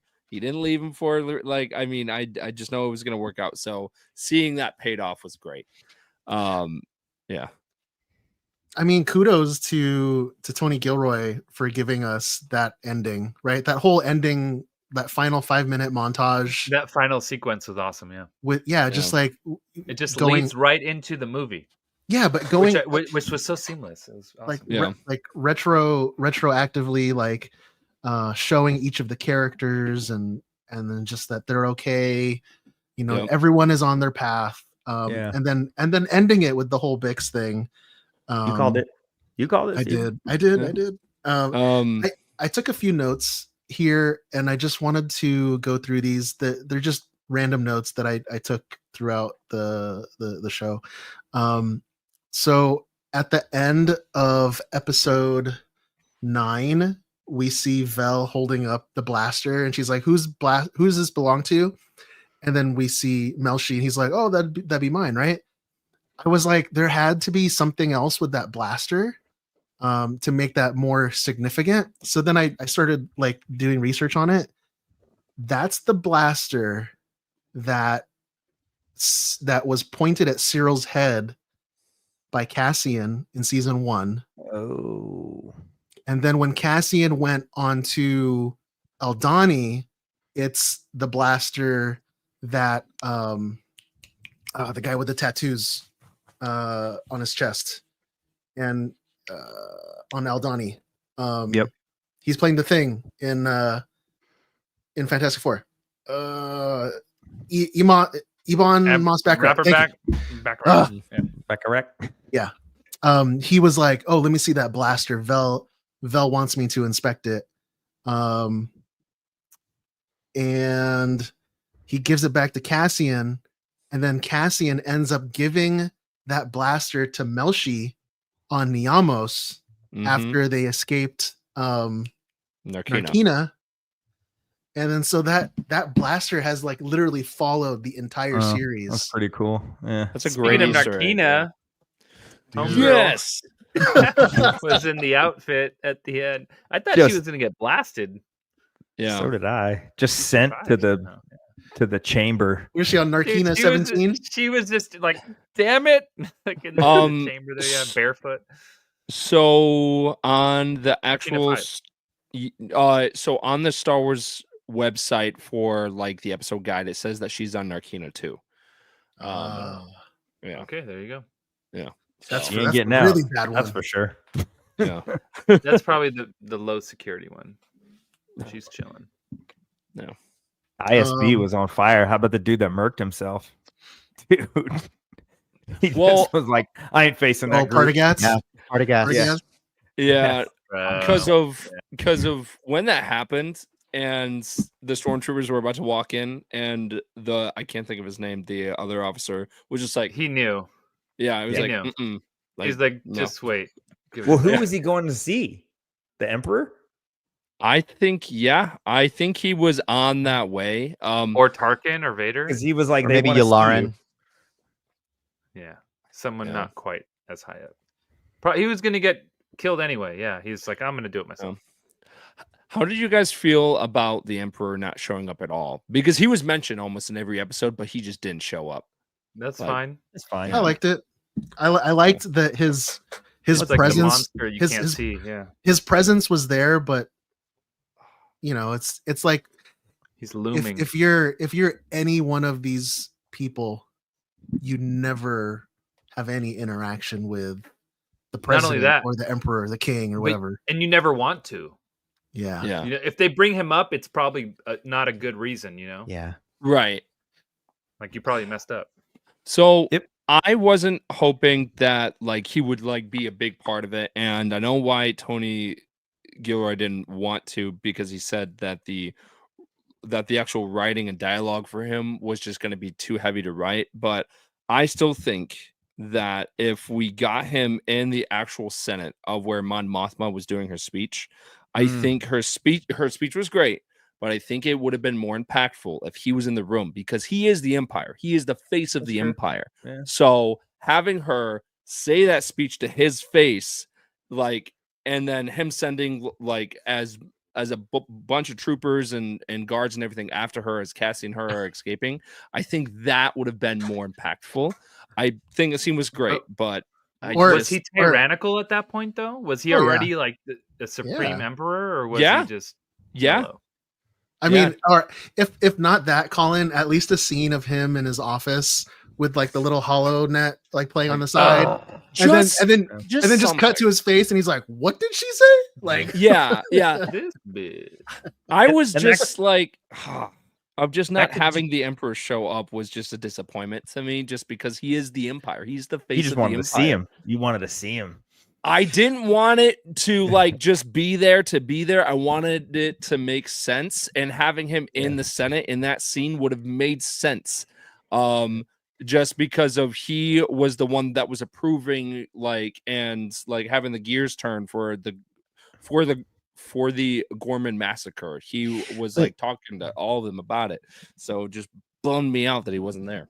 Having the emperor present, like for the Mon Mothma speech, having him present for that diminishes how evil he is. Because Yeah. in a way, if he's there and she succeeds in that speech, she's winning, and you can't knock him at this point in the story, in the big picture story. He needs to still be the supreme evil, because there's a lot of story that's still left to be told. He still needs to be the bad guy. And if we start knocking him down too much, the stakes are not high enough as we get into later parts of the story. He's That's the still thing, got to they be can't knock him. They can't knock him down, right, because he's not Palpatine anymore. He's still got to be the bad guy in more of the story. So you can't take him down too much now, or the threat's not as the stakes aren't as high later. It's like oh, Mon Mothma already chewed him out like six films ago. Like he's a weenie. That's Right. what I was thinking. Was maybe on the contrary, it was like him not being in it was making it more ominous and more like threatening. Yeah. Like because it Well, really 'cause seemed now like you're the like guy you don't that- even know how mad he is about Well, all we this. can't even see him. What's Yeah. coming next? And we eventually see his retribution to her speech, which the Mhm. next time we hear about the emperor, it's the emperor has dissolved the Senate. Mhm. Yes. Yeah. About a year That's how later. he gets back. Yeah, I know you're right, Raimi. I know this, but it's just, and I think even what Stevie said, like if we just cut to like a small scene of where he was in the office, and we maybe saw his head kind of turn, like of him watching like the hologram speech, Yeah, and like from then behind. maybe he like force lightnings like someone right there. I know that's a lot, and that would be like, okay, that's too much. But He of just him, like randomly maybe force like lightnings a stormtrooper just because. Too much. Yeah. yeah, Corey White of, ketchup, dude. yeah, What is of Corey of White of, ketchup? of him maybe drinking something and like breaking the glass out of anger, like I really just quick. all I'm Just something. picturing is like Robot Chicken episodes. Just the Yeah. Emperor. Funny moments. Yeah. Yeah. But I Um, think that because I think Who was they? yeah, it's keeping him ominous. It's like the guy that killed himself. Like I think he was going to talk to the Emperor, and he was like, "No, Yeah. never mind." on Yeah. on the Yeah. He's like, I'm not going there. Yeah. on the Well- flip side to go ahead.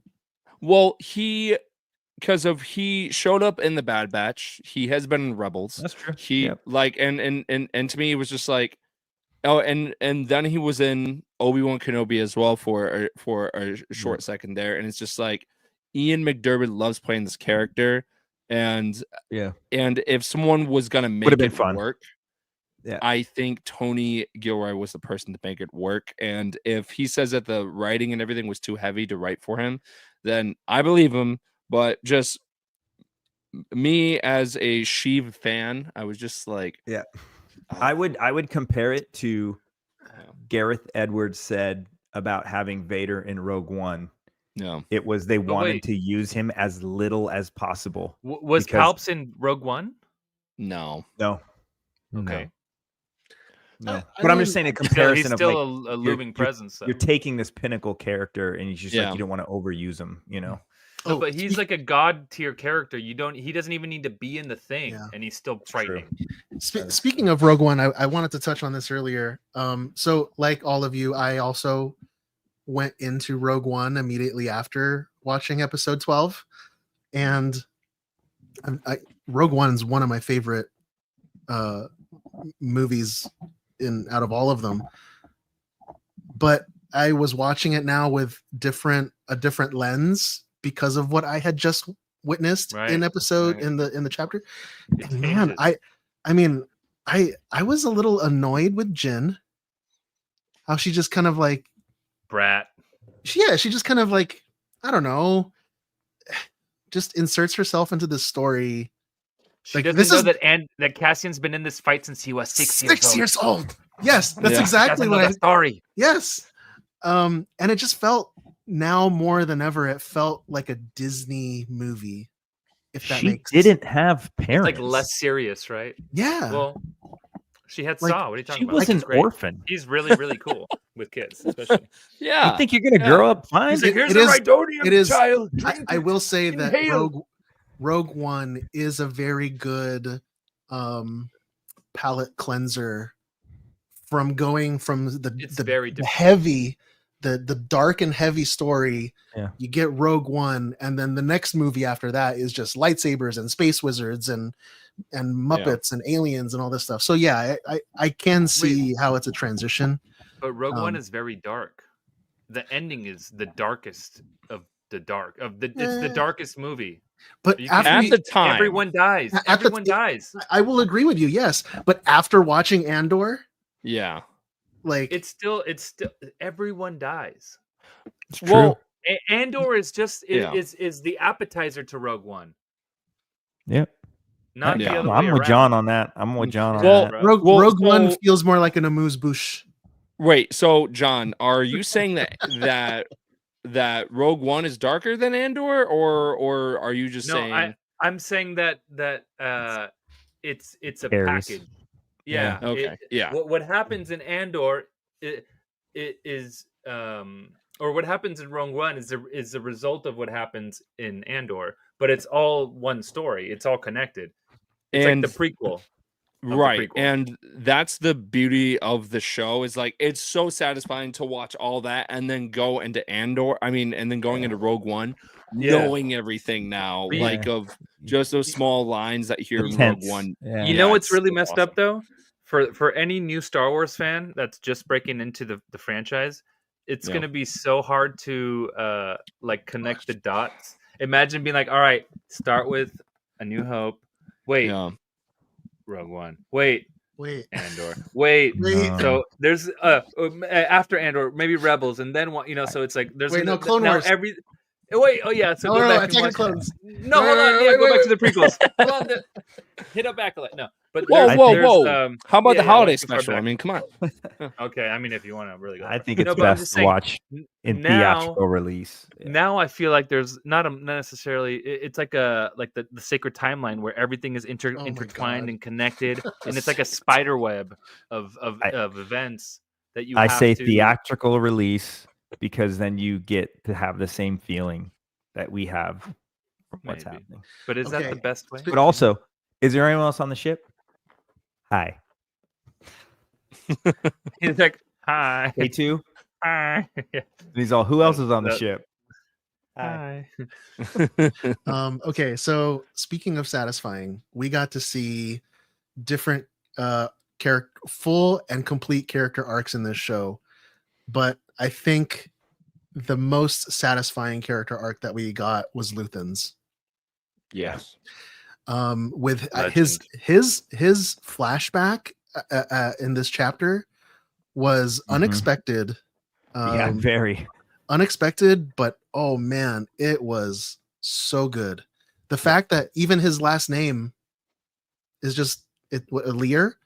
Is that what? Yeah, it was Lear, and then he just Rail. Oh, no, his yeah, he just flips it.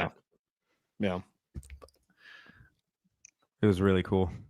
Yeah, it's so crazy that, like, I mean, and they do even say it in these episodes. It's like, without Luthen, there is no Yavin. There is no, like, Bail and Mon Mothma are like the main faces of the rebellion, but Luthen was the Because one of who was Luthen. pushing everything. Yeah, so it's Andor it's reminds just, them of that. yeah, and That's it's the just whole- yeah. crazy. Yeah. It's Stabbed absolutely himself in the chest. Bro. With Yeah. with the serrated knife that you can't sew up. Like that, did you see he pulled the knife out and it was like a jagged edge on Yeah. like Yeah. broken chipped glass? It was like You a can't sew that up. knife. It was like the way Arrowhead. like Indian arrowheads are. Yeah, Yeah. I don't know. Obsidian. Yeah. You can obsidian.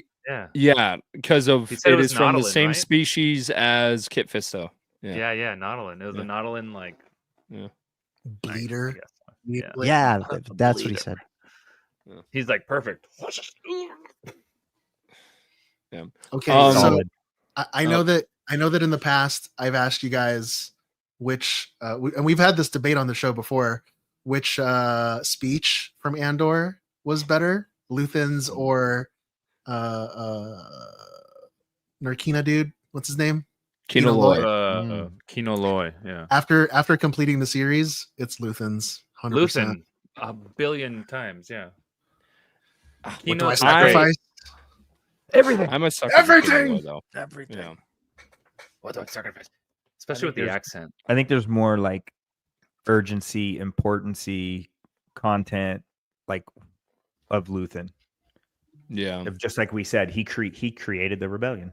There is no rebellion without Luthen. So 100%. all of you rebels out there, make sure you pour one out for your boy. Any final thoughts on Andor? Let's go around the table. Colin? I remember in season 1 when those first 3 episodes came out, and that they were kind of slow to me. I didn't know what the vibe going forward like was until the end of the 3rd episode, and I was like, oh, okay. And then I got to the 4th episode, and I was like, okay, all right, I'm here. And then we get to the Narkina ones, and you're just like blown away. And then you get to season 2, and episode 7, 8, and 9 were just like, oh my god. And then the show just ended. I'm giving the are we doing like a ranking, like a 9 out of 10? Whatever you want. Whatever you want. I'm gonna give the show a 9 out of a 10. And honestly, I don't think we're ever gonna see anything like this again. At least not for a long time. But yeah, I agree with that. I overall enjoyed the show. I think there were some missing things. It might be because the Emperor wasn't there, and I know we already went down that rabbit hole. But yeah, no, I thought this was great storytelling. It was not your traditional storytelling for Star Wars, but I think we're in that era of Star Wars storytelling where they are diving deeper into different types of audiences. So yeah, Agreed. I thought the show was great. John? Show was great. I like that we got to dive into a crack of the universe that we had already known about, but we didn't know how it came to be. It was awesome to see it form, and I guess it's Cassian's story, right? That's the whole thing. It's Andor, so it was cool to see him develop from a dude just looking for his sister into this like captain of the rebellion. I would like to see more stuff like this in the future. Not everything that comes out, obviously, because there's levels to things. But I think Tony Gilroy did a really good job on this, and I feel like all of us are in consensus. It was great. We all liked it, and everyone I speak to seems to agree. Yeah, I hope we get more shows like this. It was awesome. I don't have a scale for it. It's a pass. It's pass or fail for me. So pass. It's great. Raimi?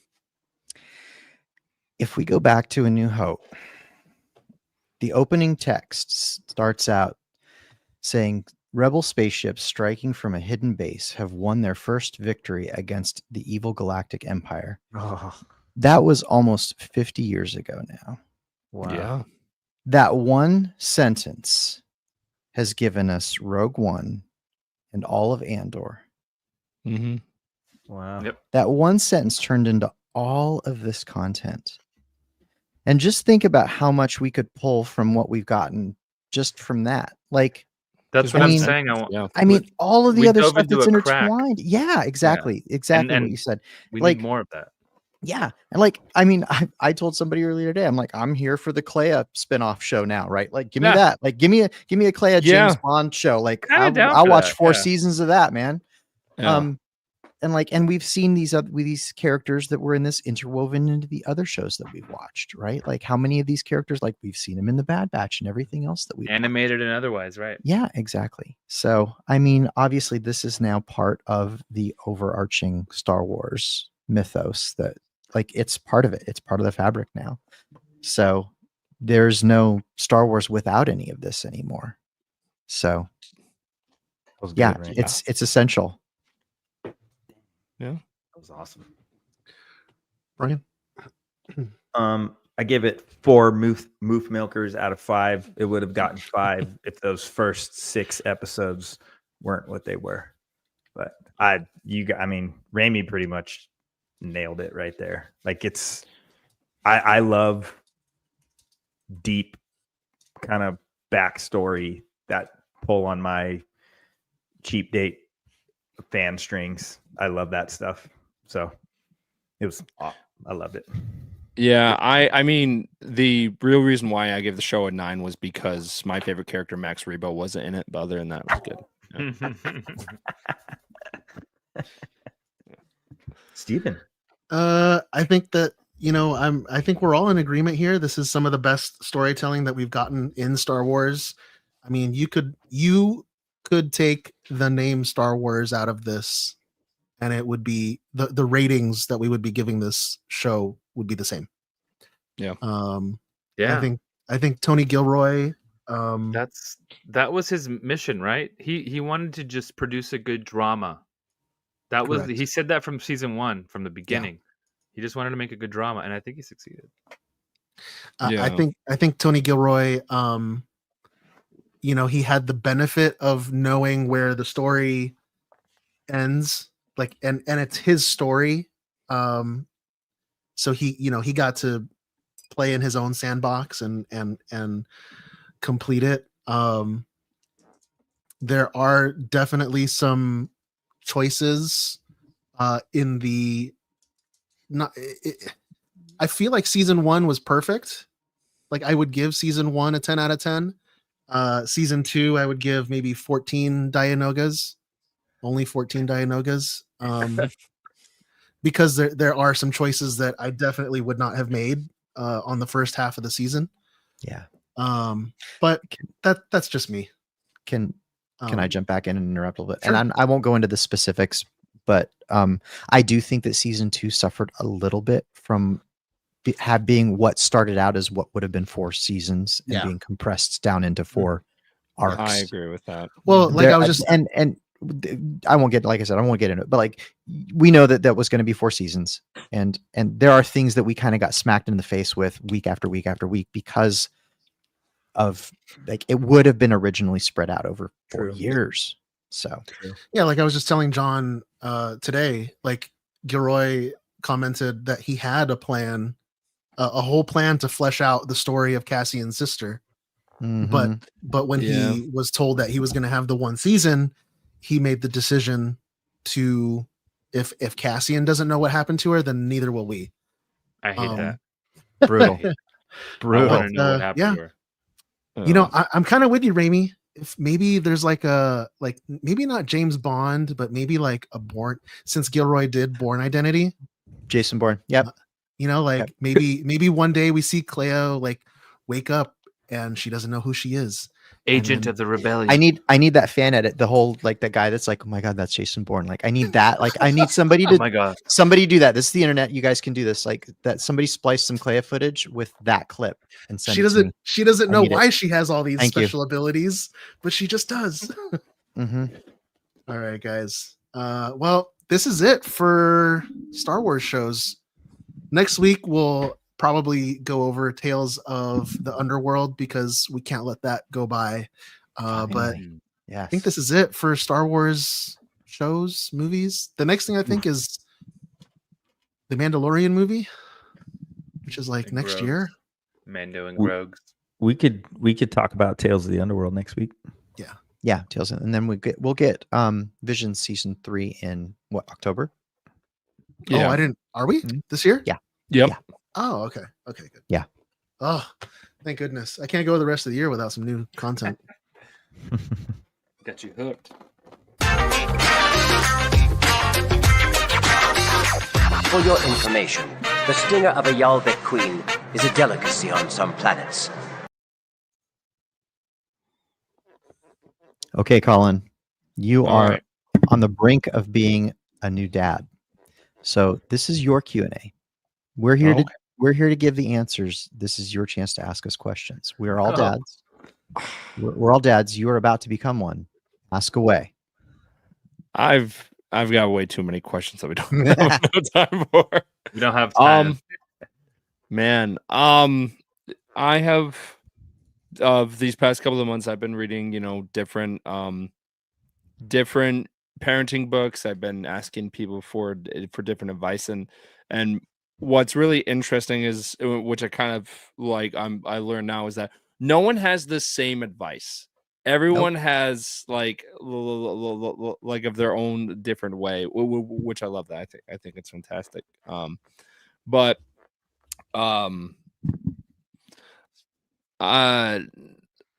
would so sleeping and those first couple of weeks when he's here. Forget about sleeping, bro. Like? Yeah. Forget about sleeping. Okay, cool. Okay. For like a year, forget about it. Maybe more. I didn't sleep for 3 years when my daughter was born. You sound like you have too many questions, and if I can recall being at your moment right now, there is no single question that you can have an answer for. So no, I think the four of us are just going to give you pieces of advice, and please. I'm going to give you 2 pieces of advice right now. Okay. The first piece of advice is your partner has carried your son for 9 months inside of her. You at any given point should be carrying the baby from now on. Yep. If you go to Disneyland, if you go to the park, if you go to the grocery store, you go anywhere, you carry that baby, because I'm so glad that you brought that up. You're the one. Yes. Because one thing that I'm really, really excited about is to have the actual chest baby carrier, because I'm so excited because I keep saying I'm going Oh. to the grocery store with it with him in it. I'm gonna be going to the bank. Like I'm going places with that baby. Like I'm so excited to like be wearing that because of I've seen so many other people do it. And I was like, it's my turn. Like I'm so happy. So yeah. I'm very excited. Second piece of advice, and this is probably the most important piece I can give you. When your sleep patterns get disrupted as a male, that affects your hormone levels, which also affects your testosterone levels, which will eventually cause you to lose your hair. So if you start, and we are not sponsored by Hims or case by Rogaine, case. yeah, but if you start now, Colin, you can keep your hair. Okay. So look into That's, that. Colin. Noted. Colin, that's case by case. Yeah, That's not specific to your mileage having may a child. vary. I think. Yeah. Okay. Things change. So Stevie, are you saying that like before you had your kid, like right before you had a full head of hair, and then afterwards it was all yes. like poop? We can send you You- pictures. dude. Please. Colin, I have two brothers. Neither of them have kids. They're both bald. No, you Okay. go look Don't at my listen go to scroll down 8 years down my Facebook or what, dude. Just I can actually confirm what Steven's saying from He had his perspective. dreadlocks. Steven did have hair before he had kids, but I do not think that is what made him. No, it's I not. just It's definitely- remember Steven reached a point where he just decided he was going to start shaving his head. I don't like. Listen, Colin, I'm going to give you a little bit of advice that it's going to only last a little bit of time.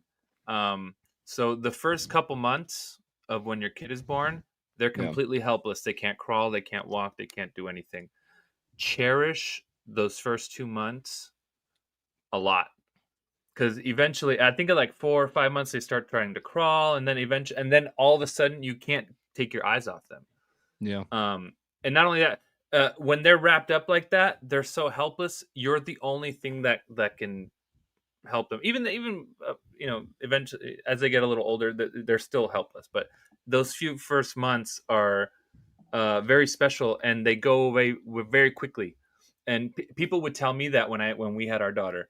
And I was in my head, I'm like, oh yeah, sure, of course, I'm gonna cherish these moments right away. And by the time it passed, and you notice that it passed, you were like, damn, that did go fast. And like, damn, I didn't, you didn't, yeah, just live in the moment and enjoy everything, because it goes very quickly because the kid changes so fast, from 1 month to the next, or a couple months to the next few months, they're a different person. It's a different being, so enjoy everything stages, because it goes quickly, and you don't get it back unless you have another kid, which we can talk about that later. But yeah. Oh God. right I will. Yeah. What Steven said. Number 1, you should be in bed right now. Number 2, happy wife, happy life. And your hair, keep your hair. Yeah. To elaborate on Brian's comment there. So there are 2 people in your house that will be taking care of that baby. You and your wife. There is only one person that's going to be there to take care of the baby's mom, which is you. So that's your priority. You take care of the baby's mom. Right. Because like I said, you've got help taking care of the baby. There's no one to help you take care of the baby's mom. So that's your main job. Mm-hmm. Yeah, you got to make sure she's completely taken care of. Yeah. Because no one else is going to do that. You're Hey, man, that guy. That's right. you. And don't feel like everything is on your shoulders, okay? Because like when those moments happen and you start feeling like you're taking on too much, you got 5 other dads here who you can talk You to. can always reach out. Yes, absolutely, 100%. I definitely will, guys. That means a lot. Because of like I said, I've been doing my research, I've been reading and stuff like that. But at the end of the day, it's all about experience. So, I definitely will be reaching out for any help. Just wait for the terror when they go, okay, you're all done here at the hospital. Time to go home. I was just gonna say that, dude. Because look, the baby's born, and there's like we had these Filipino nurses that were there for everything. We're like, we don't know what to do. They're like, don't worry, do this, or here, try this. The second they're gone, you're like, who do I call? Yeah, they're like, bye, good luck, and you're like, what do you mean? The baby's a day old. Bye. Yeah. And then Where's the instruction manual? Where are my nurses? The new level of terror. Yeah. Oh God, the drive home. Nothing prepares you for that. The first drive home with the kid in the back. Oh my God. Like, you don't want to go too fast, but you don't want to go too slow. No, especially if you're on the freeway, bro. Forget about it. So, Colin, we're going to have you back on in a few months. Okay. To check in on you. All right. Okay. You're gonna be like this. Yeah. Well, I think that's really, gonna do it. really, we're just going to have you back on so you can take a nap. Yeah.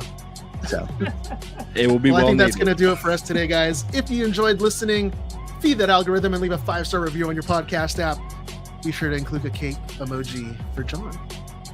You can follow me at stevie.kicks on Instagram, sometimes on X. Gentlemen, let the listeners know where they can find you. John. John Rodriguez FX. Maybe Alpha That's next Ignition. week. Who knows? That's next week. Yeah, we'll see. I'm gonna check if it's available. Brian. ColinsBaby.com. Yeah. No, do not go to that website. Whoa, man. Whoa, copyright. Come on. Come on. Sithane needs that. Raimi. You'll be able to find me refreshing Colin's stories to wait to find out when baby's coming. So Nice. or at thedadbatch.com. And Colin. I guess you can find me on the same on the same website that Brian's making. No. You can find me at Star Wars Stuff Pod over there and over at Blue Harvest. Awesome. Thank you again, everybody, for listening to episode 136 of the Dad Batch podcast. Be sure to tune in next week for episode 137. And until next time, enjoy your spice responsibly.